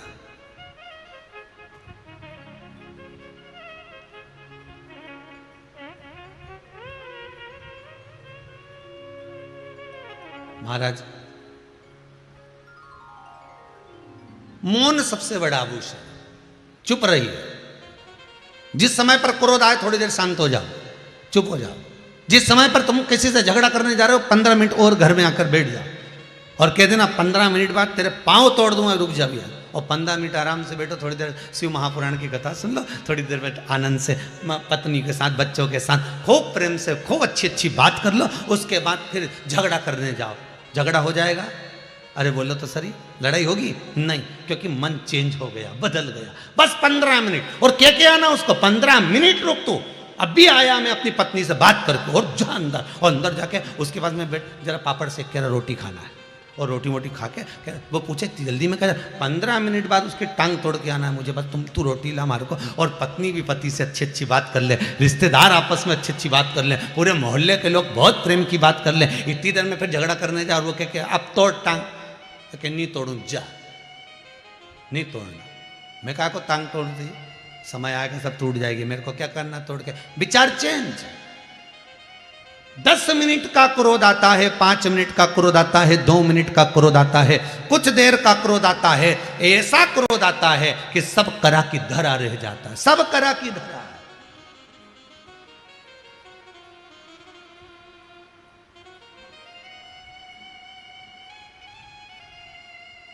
आज कोई आए थे और वो बोल रहे थे, गुरुदेव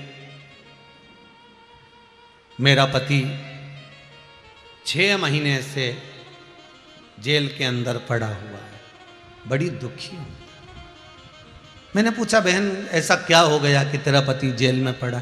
बस खेत पे पानी देने गया था, वो जरा सी मेड़ का चक्कर था, और उधर से हमारा जेठ का लड़का निकल के जा रहा था और उसके दोस्तों के साथ में, और उसने जरा सी मोटरसाइकिल को इस मेड़ पे चढ़ाकर सोयाबीन में से, पिछले गेहूं में से थोड़ा 2 चांस में से ऐसा गाड़ी को निकाल लिया। अब बताओ गेहूं कितने का होगा?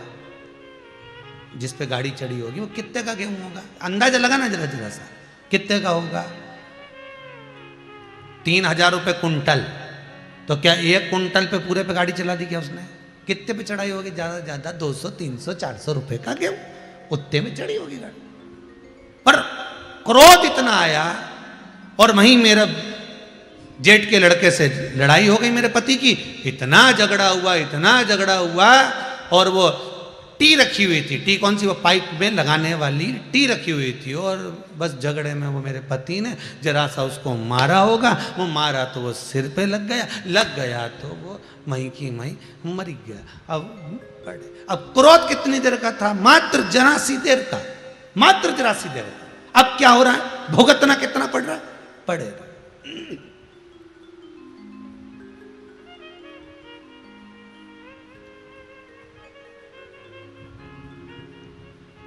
किसी को चाकू मारा, कितनी देर लगी? अरे बोले तो जम के, कितनी देर लगी? 5 मिनट, 10 मिनट, 15 मिनट। भोगना कितना पड़ा? दंड कितना भोग रहे हो? पहले ले जाकर जेल में बंद करा, बंद करने के बाद केस चलता रहा, केस चलने के बाद निर्णय आया 10 साल के लिए इसको आजीवन कारावास के इसको पटक। तो तेरा अकेले को दंड नहीं मिला, पूरे परिवार को दंड मिला। वो भी तड़प रहे हैं तुझसे मिलने के लिए, वो भी तरस रहे, और तू भी तरस रहा। जरा सी देर का चाकू मारा, जरा सी देर का कुछ काम कर दिया, भोगना कितना पड़ा? कितना? यही जीवन है। व्यक्ति जरा सा कर्म बुरा करता है, जरा सा झूठ बोलता है, छल करता है, प्रपंच करता है, बेईमानी करता है, जरा सा काम बुरा करता है, भोगना कितना पड़ता? वो तो देखो। चाकू तो जरा सा मारा, भोगना कितना पड़ा? 10-20 साल। उसी तरह कर्म हमने बेकार करा, भोगना कितना पड़ा? संसार सागर में आता है 84 लाख योनियां ऐसे ही नहीं मिल गई है, केवल कर्म को भोगने के लिए मिली है। भोगो, जो करा है उसको भोगना पड़ेगा।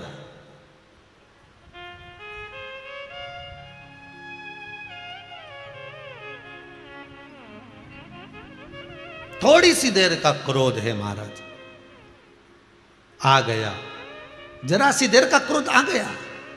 अंदर चले जाओ, घर के अंदर, बिल्कुल घर के अंदर, कमरे में थोड़ी देर बैठकर शिव महापुराण की कथा सुन लो, मोबाइल पर देख लो, फेसबुक यूट्यूब पर सुन लो, आस्था चैनल पर सुन लो, इतने में भी नहीं मन माने तो फिर थोड़ा सा पत्नी बच्चों के बीच में बैठकर थोड़ी सी बातचीत कर लो। 10 मिनट के लिए टाल दिया जाए विवाद को, क्रोध को 15 मिनट के लिए टाल दिया जाए, 15 मिनट के लिए छोड़ दिया, फिर देखेंगे अपन बाद में। पर नहीं छूटता सा, इतना आग बबूला हो गया, इतना हो गया, सब नष्ट कर दिया, सब कर।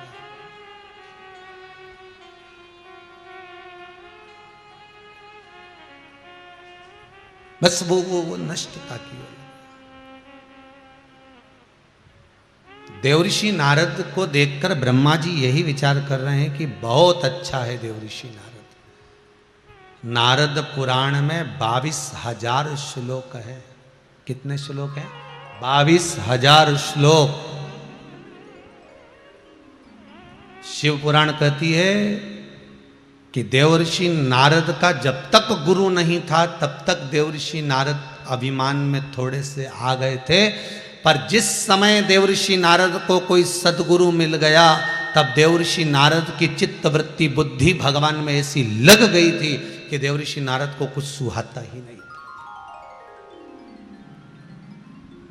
कुछ नहीं सुहा।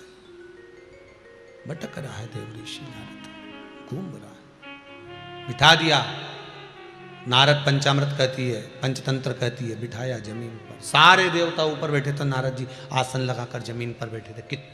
कितनी विचित्र बात है, कितना विचित्र दृश्य होगा, कभी सोचिएगा। कितना विचित्र दृश्य होगा, सब सिंहासन पर, सब कुर्सी पर। अरे वो भी जाने दो, तुम तो और सरल भाषा में देख लो। तुम्हारे परिवार में तुम्हारे रिश्तेदारों क्या शादी हो रही है, सबके लिए सोफा सेट लगा है, सबके लिए कुर्सी लगी है, और तुम आए, सारी कुर्सियां भरी हुई थी, तुम कहां बैठोगे? किसी से पूछा, ए मासी जी, मामा जी, मैं कहां बैठूं? और मामा जी बोलते, काम कर, ये बाजू में थोड़ा सा सरका के और यहाँ कुर्सी के नीचे आराम से तू यहाँ बैठ जा। अब जिसको तुमने बिठाया उसको गुस्सा आया कि नहीं आया? बताओ। खुद तो सोफा पे, खुद तो कुर्सी पर, खुद तो बढ़िया चकाचक पलंग पर बैठा, और हमको कहाँ बिठा रहा है? नीचे। ठीक है, अब उसके मन में आ तो गई ये बात, अब उसने संजो के भी रख ली। अब उसके यहाँ कोई कार्यक्रम हुआ और वो कुर्सी पे बैठी थी, और इतने में मामा जी आ गए, और मामा जी बोले भांजी से अब मैं कहाँ बैठूं? तो भांजी बोले थोड़ा सा सर का बैठ जा नीचे।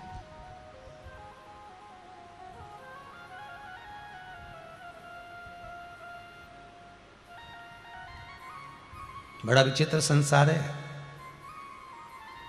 जो बोगे वही काटोगे, जो दोगे वही पाओगे। मीठी वाणी दोगे तो मीठा मिलेगा, तीखी वाणी दोगे तो तीखा मिलेगा, अच्छा बोलोगे तो अच्छा मिलेगा। जैसी आप सामने वाले को दे रहे हो वैसा की वैसे आपको प्राप्त होना, वैसा की वैसे। नारद जी बैठ गए आसन लगाकर, पर नारद के मन में ये खलबली मची हुई है कि मुझे जमीन पर आखिर आसन लगाकर क्यों बिठाया? जब ये सब सिंहासन पर बैठे हैं तो मेरे लिए आसन क्यों लगाया गया? मेरे लिए आसन क्यों रखा गया? महाराज किस लिए?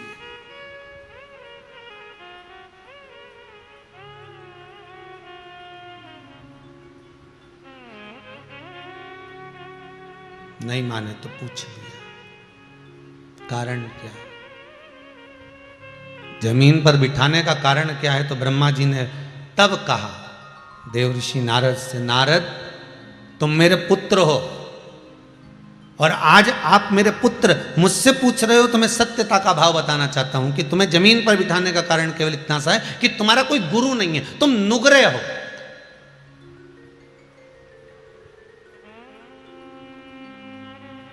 तुमने किसी से गुरु मंत्र नहीं लिया।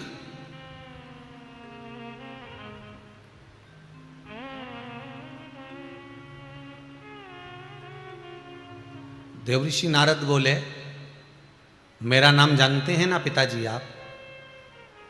ब्रह्मा जी बोले, हां जानता हूं। क्या नाम है मेरा? ब्रह्मा जी ने कहा, तुम्हारा नाम नारद है। देव ऋषि नारद बोले, केवल नारद नहीं, केवल नारद नहीं, देव ऋषि नारद।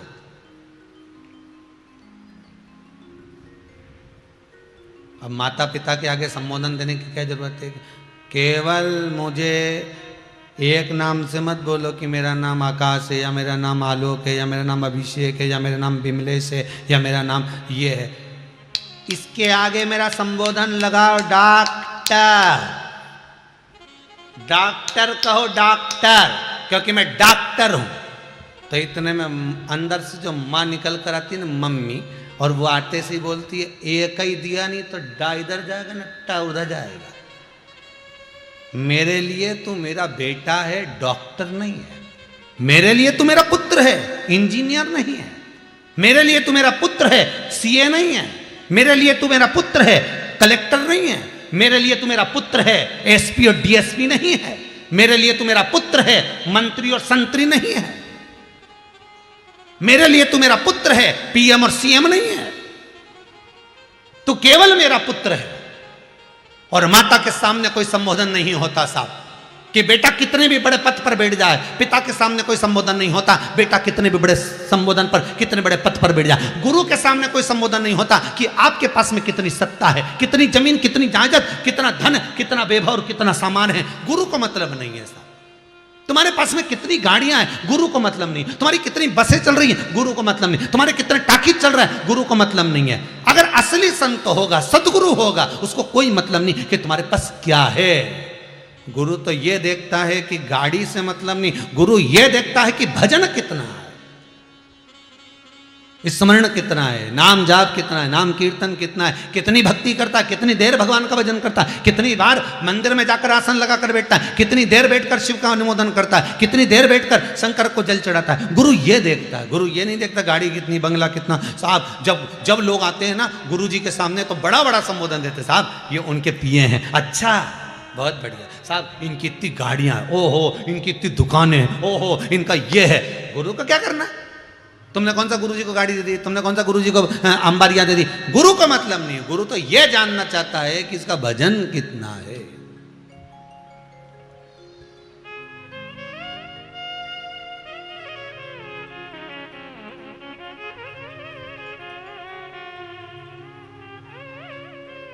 उसको मतलब ही नहीं कोई चीज।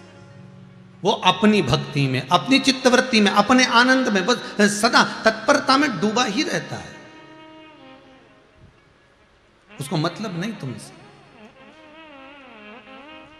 बस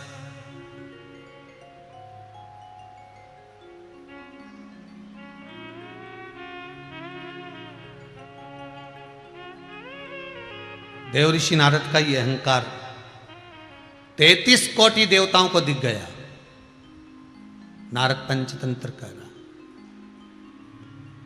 और एक बात बहुत ध्यान दीजिएगा महाराज, कितना सुंदर संवाद है कि देव ऋषि नारद को जब गुरु मिल गए थे और मिलने के बाद में देव ऋषि नारद ने जो ज्ञान प्राप्त करा था, तो उसकी नारद जी महाराज की जो ज्योतिषी गुरु के पास में जो चालू हुई।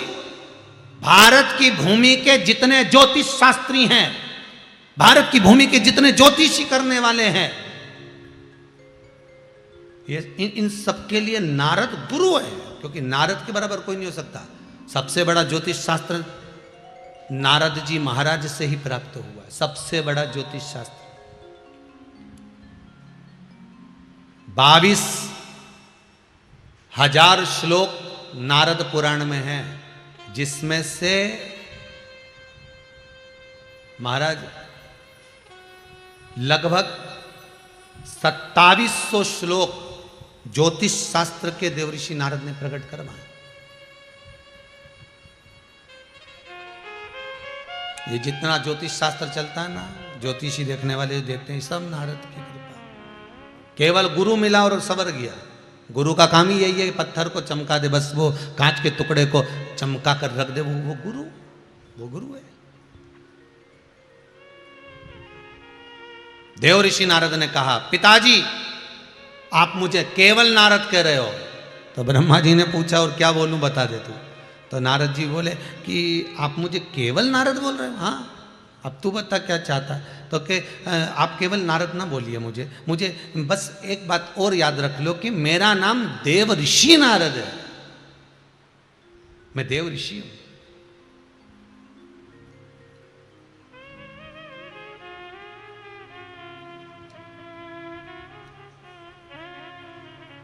केवल देव ऋषि। और जितने यहां पर बैठे हैं 33 कोटि देवता, ये मेरा सम्मान करते हैं, आदर करते हैं, देव ऋषि नारद के कर पुकारते हैं। भगवान ब्रह्मा जी के मन में आ गया, बस दिक्कत तो यही है ना, दिक्कत तो यही है। जो अहंकार अगर एक बार आ गया तो टूटने में बहुत समय लगता है महाराज, बहुत समय लगता है। अहंकार को तोड़ने में बहुत समय लगता है।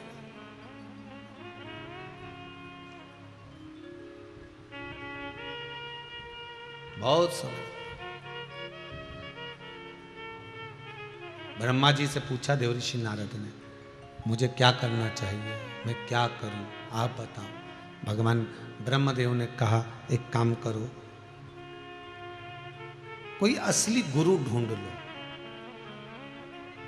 कोई असली गुरु। शिव महापुराण की कथा कहती है, नारद जी ने तप करने से पहले, अभी तक जितनी लॉकडाउन में कथा श्रवण करी है उसमें अपन ने केवल एक संवाद सुना था कि नारद जी ने तप करा, कामदेव को जीता, शंकर जी के पास गए, रुद्राक्ष की माला मिली, वो फेंक दी, नंदी ने उठाई, नारद जी विष्णु भगवान के पास में गए और उनका बंदर का मुख लगा। ये कथा तो अपन सुन चुके हैं, पर इस गुरु शिव महापुराण की कथा जो चल रही है, जिस कथा में गुरु के महत्व को हमें जानना है कि देवर्षि नारद के गुरु कौन थे, पार्वती के गुरु कौन थे, शंकर के गुरु कौन थे, भगवान कृष्ण के गुरु कौन थे, राम के गुरु कौन थे, उनका संबोधन जो हमको जानना। नंदी के गुरु कौन, श्री हनुमान जी के गुरु कौन, गणेश जी महाराज के गुरु कौन, कार्तिकेय के गुरु कौन, शिव जी के गले में जो सर्प पड़ा है सर्प के गुरु कौन, भगवान विष्णु के गुरु कौन। कोई तुमसे पूछ ले इनके गुरु हैं कौन, उनका संबोधन सुनाइए, जरा लेकर आइए कि इनके गुरु हैं कौन, आखिर कौन गुरु है, वो संबोधन को सुनना चाहिए।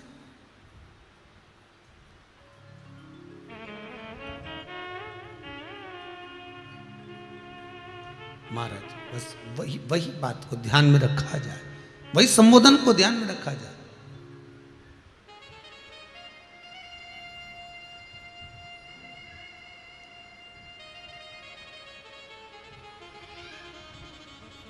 जाइए गुरु मंत्र ले लो, कोई असली गुरु मिल जाए जीवन में तो मंत्र जरूर ले लो। फिर कहेंगे पानी पियो छान और गुरु करो जान। 50 बार विचार करना तब गुरु मंत्र लेना। साहब जिंदगी का सवाल है, जिंदगी का सवाल। मन को छू जाए कि ये गुरु मंत्र मिलेगा तो इससे मुझे शिव मिलेगा, तो समझ लो कि गुरु दीक्षा लेना, गुरु मंत्र लेना सार्थक है, वरना नहीं।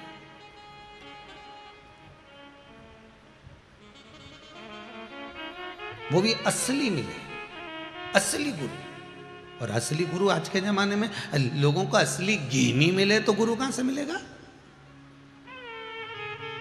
यहां तो किसी से कह दो साहब हमको 5 किलो असली घी चाहिए, जितना का भाव हो लगा उतना का लेके आएंगे हम, परंतु हमको असली चाहिए। तो भी असली ढूंढने जाओ तो भी उसमें कहीं ना कहीं तो मिलावट हो ही जाए। असली घी नहीं मिले तो गुरु कहाँ से मिलेगा। होता है एक भैरू जी का ओटला, वहाँ पर बहुत सारे इतने बड़े बड़े पत्थर रखे, सब पे सिंदूर पूता, सब पे बरक लगी, सब पे माला चढ़ी। किसी ने पूछा, पढ़ा लिखा लड़का आया, उसने अपने पिताजी से पूछा, पिताजी बोले बोल बेटा ये कौन सा ओटला है, ये पेड़ के नीचे इतने सारे पत्थर, इस पे सिंदूर पुता, ये कौन है। तो पिताजी बोले बेटा ये अपने गांव के भैरू जी हैं। भैरू, हाँ चलो प्रणाम करो। बेटे ने प्रणाम कर लिया। फिर बेटे ने प्रश्न किया, पिताजी इतने साले भैरू रखे हैं, सब पे सिंदूर पुता है, सब पे माला चढ़ी है, सब पे बरक लगी है, इसमें असली भैरू कौन सा है। पिताजी भी सिर खुजाने लगे, इसमें असली कौन सा है।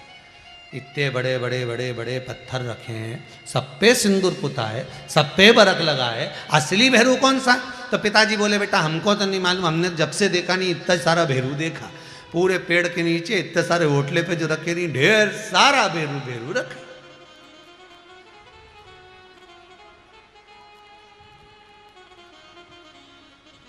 अब प्रश्न तो खड़े हो जाते हैं ना, प्रश्न तो सामने आते हैं। हाँ, तेरे दादाजी को मालूम होगा, चल घर। घर गया तो जाते से उसने बैग रखा दादाजी के पास। दादाजी, भेरू जी के ओटले पर इतने सारे भेरू रखे हैं, इसमें असली भेरू कौन सा है? दादाजी बोले बेटा हमारा जमाना में तो एक ही भेरू था, बीच में जो इतना बड़ा पत्थर दिख रहा है भाटा रखा हुआ, हाँ लोग उसी पे सिंदूर पोतते थे, उसी को माला पहनाते थे, और ये बाकी का इतना सारा पत्थर रखा, ढेर सारा भेरू ही भेरू इकट्ठा हो गया, ये कहाँ से आया? तो दादाजी बोले बेटा हमारा जमाने में एक ही भेरू था, लोग सिंदूर पोतने आते थे, साथ में रुमाल नेपकिन नहीं लाते थे, एक पत्थर उठाया हाथ पोछा पटक गए, दूसरा पत्थर उठाया हाथ पोछा पटक गए, तीसरा आया हाथ पोछा पटक गए। एक ही भेरू था, पर उसके पास में जितने पत्थर रखे नहीं सब हाथ पोछ पोछ के धर के चले गए। अब लोगों ने सोचा कि ये ही भेरू है, तो लोग आते सिंदूर पोतने, तो जो असली बीच में उसको तो कोई पोतता ही नहीं, जितने पुता हुआ उन पड़े रहते उनको ही पोत के चले जाते, और असली धरा की धरा रह जाते, असली पड़ा की पड़ा ही रह जाते।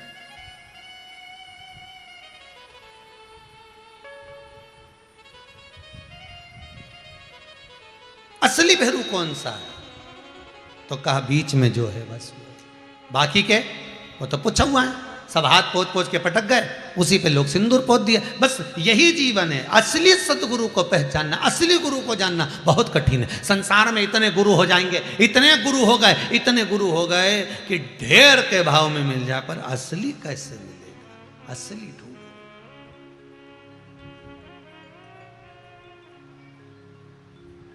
असली गुरु कैसे?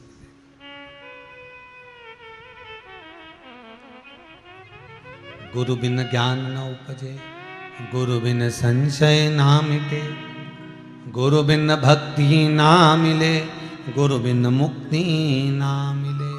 असली गुरु को छांटा जाए, असली गुरु को प्राप्त किया जाए, तब सुख का भानपन हो सकता है।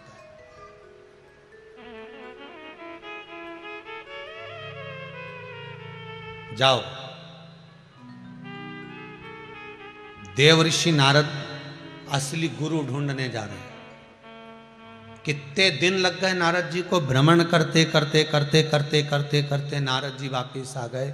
ब्रह्मा जी बैठे थे कमल के पुष्प के ऊपर, ब्रह्मा जी के पास में जाकर देवऋषि नारद ने हाथ जोड़कर निवेदन करा, पिताजी। पिताजी बोले नारद तू आ गया, गुरु मंत्र ले लिया तूने? नारद जी बोले सारे जमाने के गुरुओं को देख कर आया, पर मेरे सामने सब फीके थे। कोई के भीतर कुछ था, कोई के भीतर कुछ था, इसलिए मैंने गुरु मंत्र नहीं लिया। यही तो अभिमतता है। भगवान कृष्ण ने दुर्योधन और युधिष्ठिर दोनों को भेजा, दुर्योधन जा, पूरी हस्तिनापुर में से किसी एक व्यक्ति, अच्छे व्यक्ति को ढूंढ कर लेकर आ। और युधिष्ठिर से भगवान कृष्ण ने कहा पूरी हस्तिनापुर में से किसी एक बुरे व्यक्ति को ढूंढ कर लेकर आ, किसी एक बुरे व्यक्ति को ढूंढ कर लेकर आ। दुर्योधन अच्छा ढूंढने जा रहा है, युधिष्ठिर बुरा ढूंढने जा रहा है। कई दिनों तक ढूंढता रहा दुर्योधन, पर कोई अच्छा नहीं मिला, और युधिष्ठिर कई दिनों तक ढूंढता रहा, कोई बुरा नहीं मिला। कारण क्या था? दुर्योधन जितनों को देखता था उसमें कुछ ना कुछ बुराई ढूंढ लेता था, और युधिष्ठिर जितनों को देखता था उसमें कुछ ना कुछ अच्छा ही देख लेता था।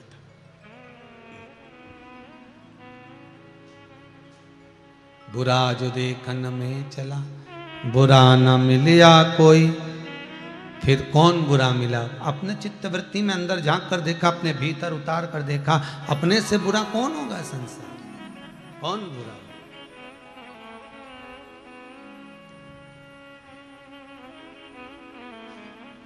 कौन बुरा? अच्छे को अच्छे मिलते हैं, बुरे को सब बुरे मिलते हैं।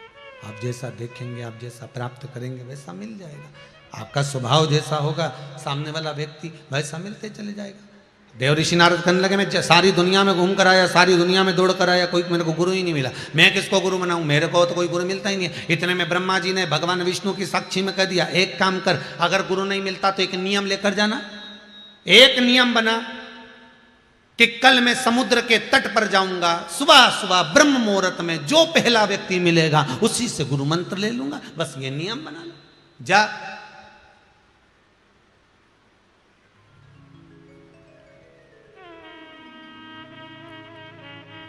ब्रह्मा जी से नारद जी ने कहा, मतलब तुम चाहते हो कि मैं गुरु मंत्र लूं? देव ऋषि नारद भी किसी को गुरु बनाए? यह हो सकता है? क्यों नहीं हो सकता? नियम बना कि अगर तुझको कोई गुरु अच्छा लग ही नहीं रहा, तुझको कोई गुरु मिल ही नहीं रहा, तो नियम बना कर जा कि सवेरे ब्रह्म मुहूर्त में जो मुझे समुद्र के तट पर मिलेगा पहला व्यक्ति, उसी से गुरु मंत्र लूंगा। चले जा। अब ये सारी जो लीला थी, ये तो भगवान महाकाल राजा उज्जैनी नरेश, मेरा कालाधिपति महाकाल ही कर रहा था, सब लीला कर रहा था। गए देव ऋषि नारद, नियम लेकर गए, जो सुबह सबसे पहले मिलेगा उसी से गुरु मंत्र लूंगा। गए, आगे जाके एक बूढ़ा सा व्यक्ति मिल गया, बूढ़ा सा था, मछुआरा था, मछली पकड़ने वाला, बड़ा बुजुर्ग, वही मिला। हाथ कांप रहे थे, थर थर, काला सा स्वरूप था, लंबे लंबे बाल थे, दांत आगे के दो लंबे से निकले हुए थे, कानों में थोड़े कुंडल पड़े हुए थे, आंखें पूरी भयंकर हो रही थी चेहरे के साथ, और वही मिल गया। देव ऋषि नारद ने उनको देखा और देखते से हाथ जोड़कर कहा, आप मुझे पहचानते हो? अब ये बोलने की क्या जरूरत है कि पहचानते हो? तुम्हें तो मंत्र लेना ही नहीं, तुम्हें तो मंत्र से मतलब है, पर पहचानते हो तुम मुझको? वो बूढ़ा व्यक्ति बोला, हाँ मैं तुम्हें पहचानता हूं, तुम देव ऋषि नारद जैसे दिख रहे हो, पर यह पक्का नहीं है कि तुम देव ऋषि नारद हो। अब देखो, असली गुरु मिल गया। अब भी इससे ही अहंकार तोड़ दिया, 2 मिनट नहीं लगे कि तुम देव ऋषि नारद जैसे दिखते हो, पर यह गारंटी नहीं है कि तुम देव ऋषि नारद हो। मतलब ये अहंकार टूट गया कि नारद, अब तेरे भीतर अहंकार था कि मैं देव ऋषि नारद, मैं देव ऋषि नारद, तो यह अभिमान तेरा अभी के अभी टूट गया, अभी के अभी गया। बस यही गुरु है कि गुरु ऐसी चलाओ मेरी कार, जहाँ में बैठो है श्याम सरकार। गुरु ऐसी चलाओ मेरी कार, जहाँ में बैठो है श्याम सरकार। गुरु ऐसी चलाओ मेरी कार, जहाँ में बैठो है श्याम सरकार। गुरु ऐसी चलाओ मेरी कार, जहाँ में बैठो है श्याम सरकार। आओ से आनंद से।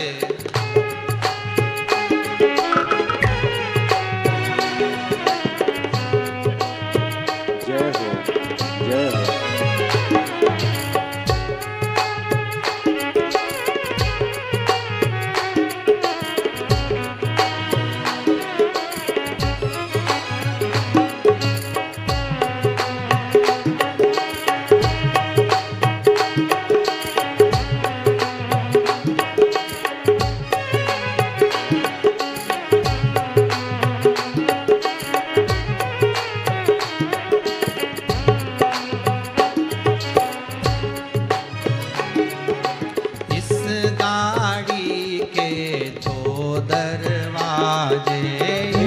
गाड़ी के दो दरवाजे, इस गाड़ी के दो दरवाजे, इस गाड़ी के दो दरवाजे। अरे धर्म अधर्म के द्वार, जहाँ में बैठो है श्याम सरकार। अरे धर्म के द्वार, जामे बैठो है श्याम सरकार। गुरु ऐसी चलाओ मेरी कार, जामे बैठो है श्याम सरकार। गुरु ऐसी चलाओ मेरी नाव, जामे बैठो है श्याम सरकार। श्याम सरकार बैठो श्याम सरकार। ओ श्याम सरकार बैठो श्याम सरकार। ओ श्याम सरकार बैठो श्याम सरकार। श्याम सरकार बैठो श्याम सरकार। गुरु ऐसी चलाओ मेरी कार, जामे बैठो है श्याम सरकार। गुरु ऐसी चलाओ मेरी कार, जामे बैठो है श्याम सरकार। ओ गुरु ऐसी चलाओ मेरी कार, जामे बैठो है श्याम सरकार। गुरु ऐसी चलाओ मेरी कार, जामे बैठो है श्याम सरकार।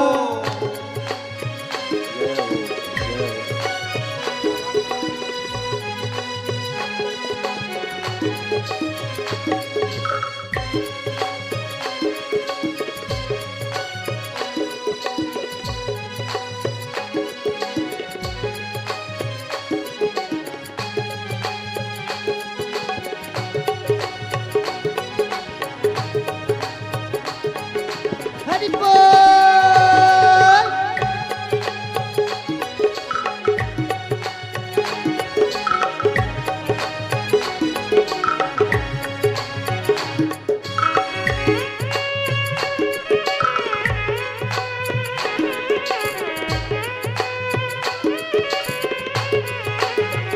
जय हो।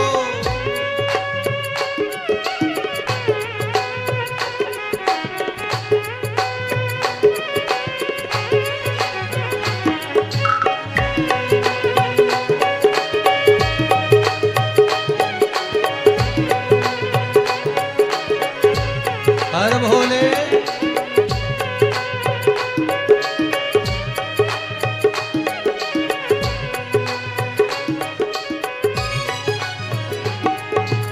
इस गाड़ी का एक ड्राइवर, इस गाड़ी का एक ड्राइवर। ओ इस गाड़ी का एक ड्राइवर।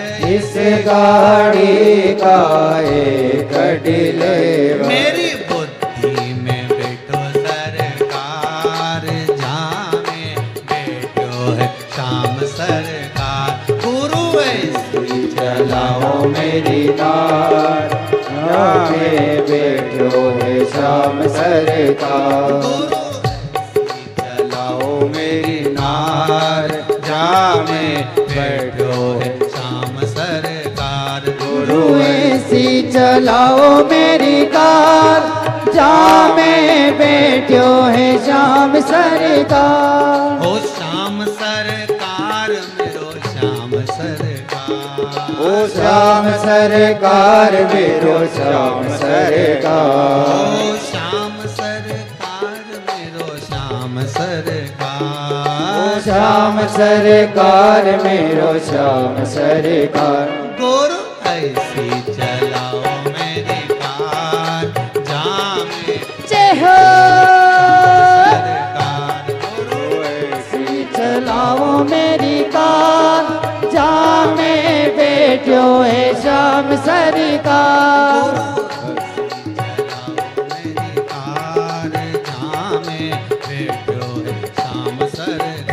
गुरु ऐसी चलाओ मेरी कार, जामे बैठो है श्याम सरकार।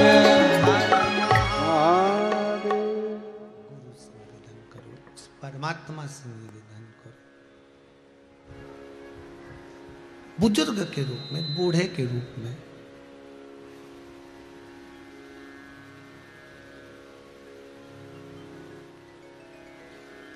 जरा सी देर में अहंकार गिरा दिया गया। देरी नहीं लगी, एक क्षण लगा और कह दिया तुम बोल रहे हो कि देवऋषि नारद हो, पर तुम लग जरूर रहे हो देवऋषि नारद जैसे, पर हमको नहीं लगता कि तुम देवऋषि नारद हो। ये हम नहीं कह सकते कि तुम देवऋषि नारद हो।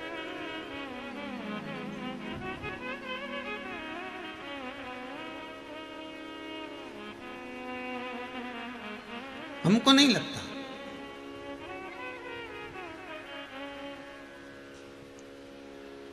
क्यों आए हो यहां पर?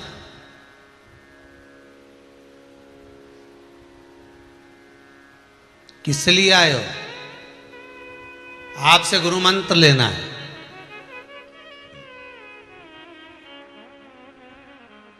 बुजुर्ग व्यक्ति, बूढ़ा सा वो व्यक्ति कह रहा है कि आपको गुरु मंत्र लेना है। हाँ,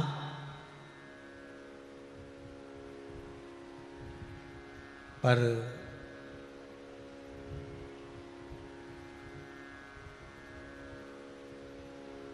हमको तो कोई मंत्र आता ही नहीं जो हम आपको दे दें।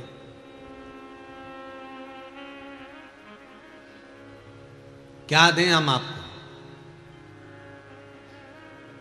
देवऋषि नारद ने कहा, एक बात सुनिए बहुत अच्छे से, आप कोई साधारण चेले के गुरु नहीं बन रहे हो, देवऋषि नारद के गुरु बन रहे हो।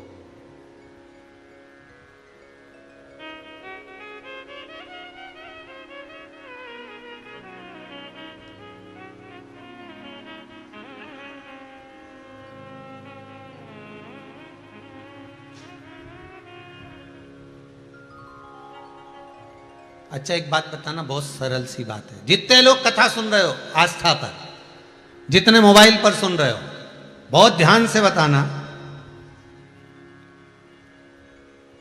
गुरु के साथ में चेला चले तो चेले को गौरवान्वित होना चाहिए कि नहीं होना चाहिए कि मैं मेरे गुरु जी के साथ लगा हूं, मैं मेरे गुरु जी के चरणों में लगा हूं।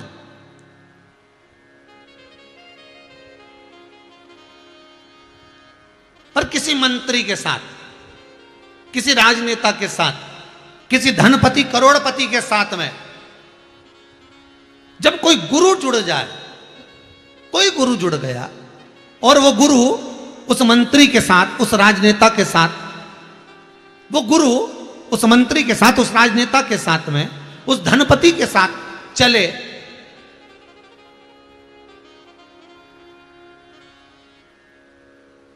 तब कोई कहेगा कि चेला गुरु से जुड़ा है?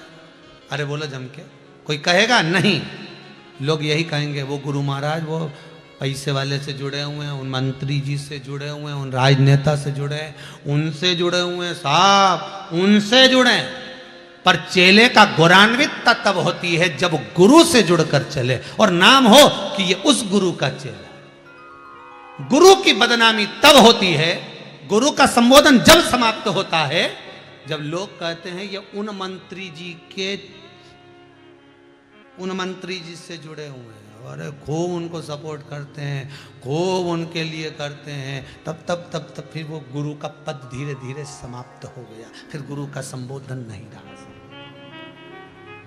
फिर गुरु का संबोधन नहीं, फिर गुरु का पद नहीं।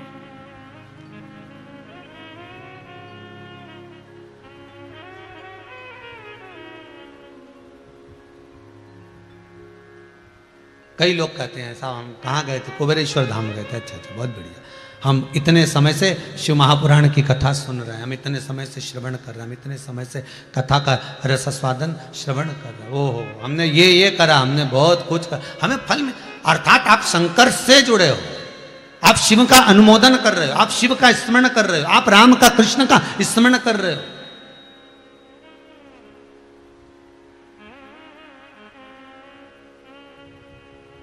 एक बात पहले भी कही, आज फिर कहते हैं, दुनिया के लोगों को खुशी होती है मंत्री, राजनेता, अभिनेता के साथ फोटो खिंचवाने की।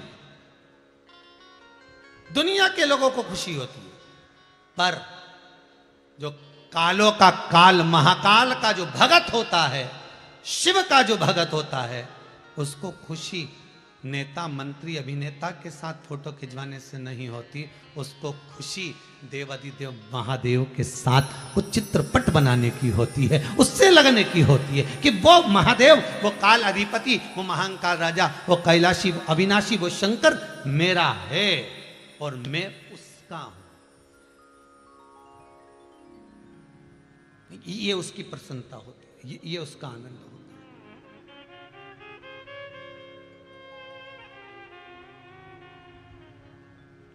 नारद जी बोल रहे हैं, आपको मालूम है आप किसके किसके गुरु बन रहे हो? तो वो बूढ़ा व्यक्ति बोला, देख फालतू बात कर मती मेरे से, मेरे को जाना है मछली पकड़ने और यहाँ 2 घंटे से बड़बड़ कर रहा है,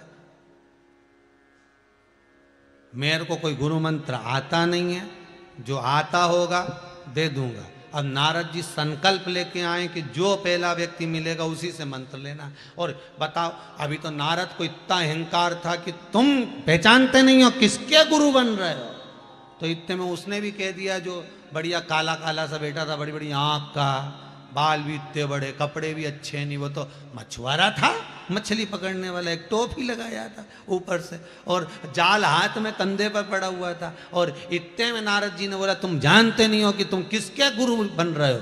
इतने में गुरु जी ने भी कह दिया, फालतू की बात करे मती, टाइम बर्बाद करे मती, मेरे को नाव में बैठना है, मछली पकड़ने जाना है, मुझे जाना है मछली पकड़ने के लिए, तो फालतू की बात कर मती। नारद जी ने कहा, बताओ, अपना तो भारी बेइज्जती कर दी, हम समझा रहे कि हमारे गुरु बन रहे हो।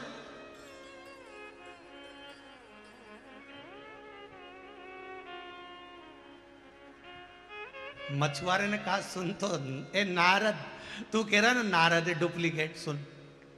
अब जैसे कहा ना डुप्लीकेट नारद, तो नारद को बहुत बड़ी मिर्ची लगी, बहुत गुस्सा है कि बता हमको कह रहा डुप्लीकेट नारद। तो नारद जी ने पूछा, तुम हमको डुप्लीकेट नारद क्यों कह रहे हो? इतना मछली पकड़ने वाला मछुआरा बोला, बताओ अगर तू देवऋषि नारद होता तो मेरे पास गुरु मंत्र लेने आता, तू तो कोई अच्छा गुरु ढूंढता। इतने में नारद जी बोले, दिक्कत तो यही तो है, मैं तो अच्छा गुरु ढूंढने गया था, पर मेरे भी किस्मत में तू ही लिखा था, ढूंढने तो बहुत गया, फिर मेरी भी किस्मत में तुम ही लिखे थे, इसीलिए तो कह रहा हूं डुप्लीकेट नारद। सुन नारद, देख भाई, मंत्र तो मैं दे दूंगा जो मेरे पास में, पर एक बात और सुन ले अच्छे से, कल से तू मेरे पास में आए और आकर मेरा फोटो मांगे, आके मेरा फोटो मांगे,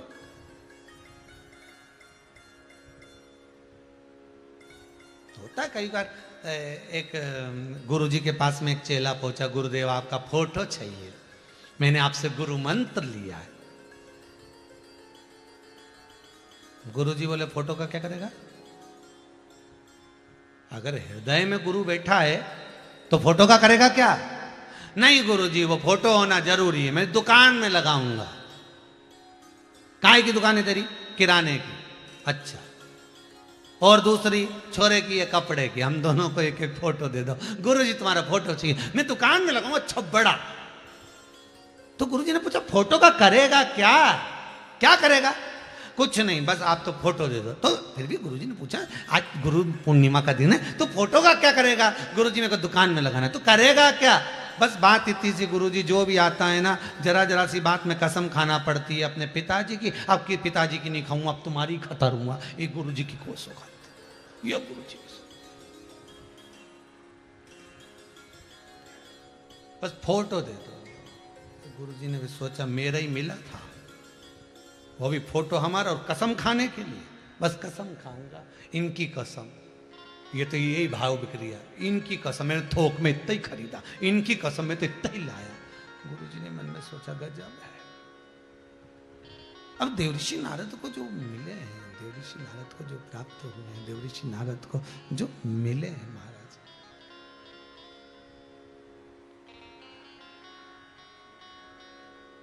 देख भाई, अभी तो तू थोड़ी देर बाद फोटो मांग लेगा मेरा कि मुझे फोटो दो। नारद जी ने मुस्कुरा के कहा, तुम्हारा फोटो ले जाके करूंगा क्या? तुम्हारा फोटो ले जाके क्या करूंगा? ठीक है, तो इतने में मछुआरा बोला, आज नहीं तो कल, कल नहीं तो परसों, जिंदगी अभी तो जरूरत पड़ेगी गुरु के फोटो की या गुरु की। कभी तो जरूरत पड़ेगी। जब द्रौपदी का चीर खिंचा रहा था, दुशासन चीर खींच रहा था, कोई साथ नहीं दिया, तो गुरु द्रोणाचार्य का मंत्र तो काम आया, गुरु मंत्र तो काम आया। तो ऐसा गुरु तो कभी ना कभी तो तुम्हारे सामने होगा। महाराज गला पकड़ रहा है, गुरु कभी ना कभी तो तुम्हारे सम्मुख में होगा।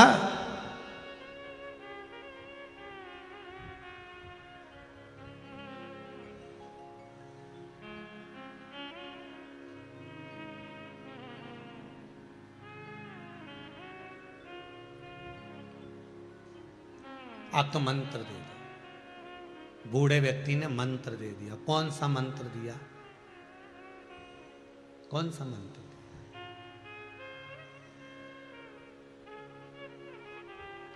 ओम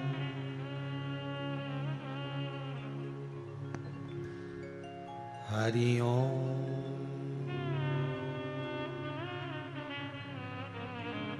जो नारद जी के गुरु ने मंत्र दिया था, वो मंत्र एक बार आप भी बोलिए। बहुत सुंदर मंत्र है, बहुत धीरे से बोलना, अंतरात्मा से बोलना, सावधान होकर। एक मछुआरा जो मंत्र दे रहा है नारद जी को, उसको 5 बार उच्चारण सभी करो। ओम हरि ओम।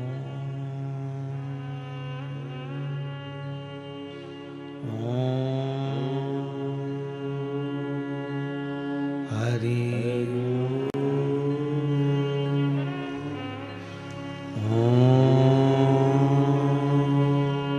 हरि ओम।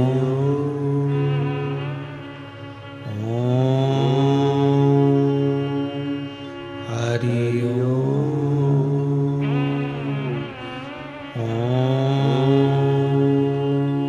हरि 5 बार नारद जी के कानों में मंत्र दिया। नारद जी मंत्र लेकर सीधे पहुंच गए देवलोक में। सभा फिर लगी हुई थी। देव ऋषि नारद जैसे ही आए, आते से ही देव ऋषि नारद को देखा। देखते ही सबने पूछा, नारद जी गुरु मंत्र हो गया? हो, मंत्र मिल गया? हो।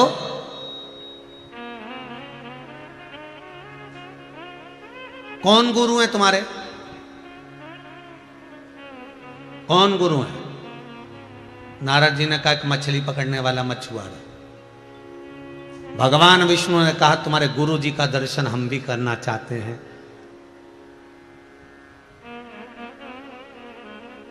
वो साधारण गुरु नहीं हो सकता जो देवऋषि नारद को मंत्र दिया है। ऐसे गुरु को प्रणाम हम भी करना चाहते हैं। नारद जाओ अपने गुरु को लेकर आओ। और उसने कह दिया था, थोड़ी देर बाद फोटो मांगने आ जाएगा। गुरु गुरु होता है, सब जानता है। उसने कह दिया थोड़ी देर बाद आएगा और फोटो लेके जाएगा। जाओ तुम्हारे गुरु का दर्शन करना है, लेकर आओ। अब नारद जी जैसे घाट पे पहुंचे, समुद्र के तट पे पहुंचे, तो गुरु गायब था। तो नारद जी को लगा मछली पकड़ने गया होगा तो यहीं बैठ जाता। 1 दिन 2 दिन 3 दिन। नारद पुराण कहती है कि नारद जी महाराज को कई वर्ष लग गए थे केवल उस गुरु को ढूंढने में, उस घाट पर। कई वर्ष।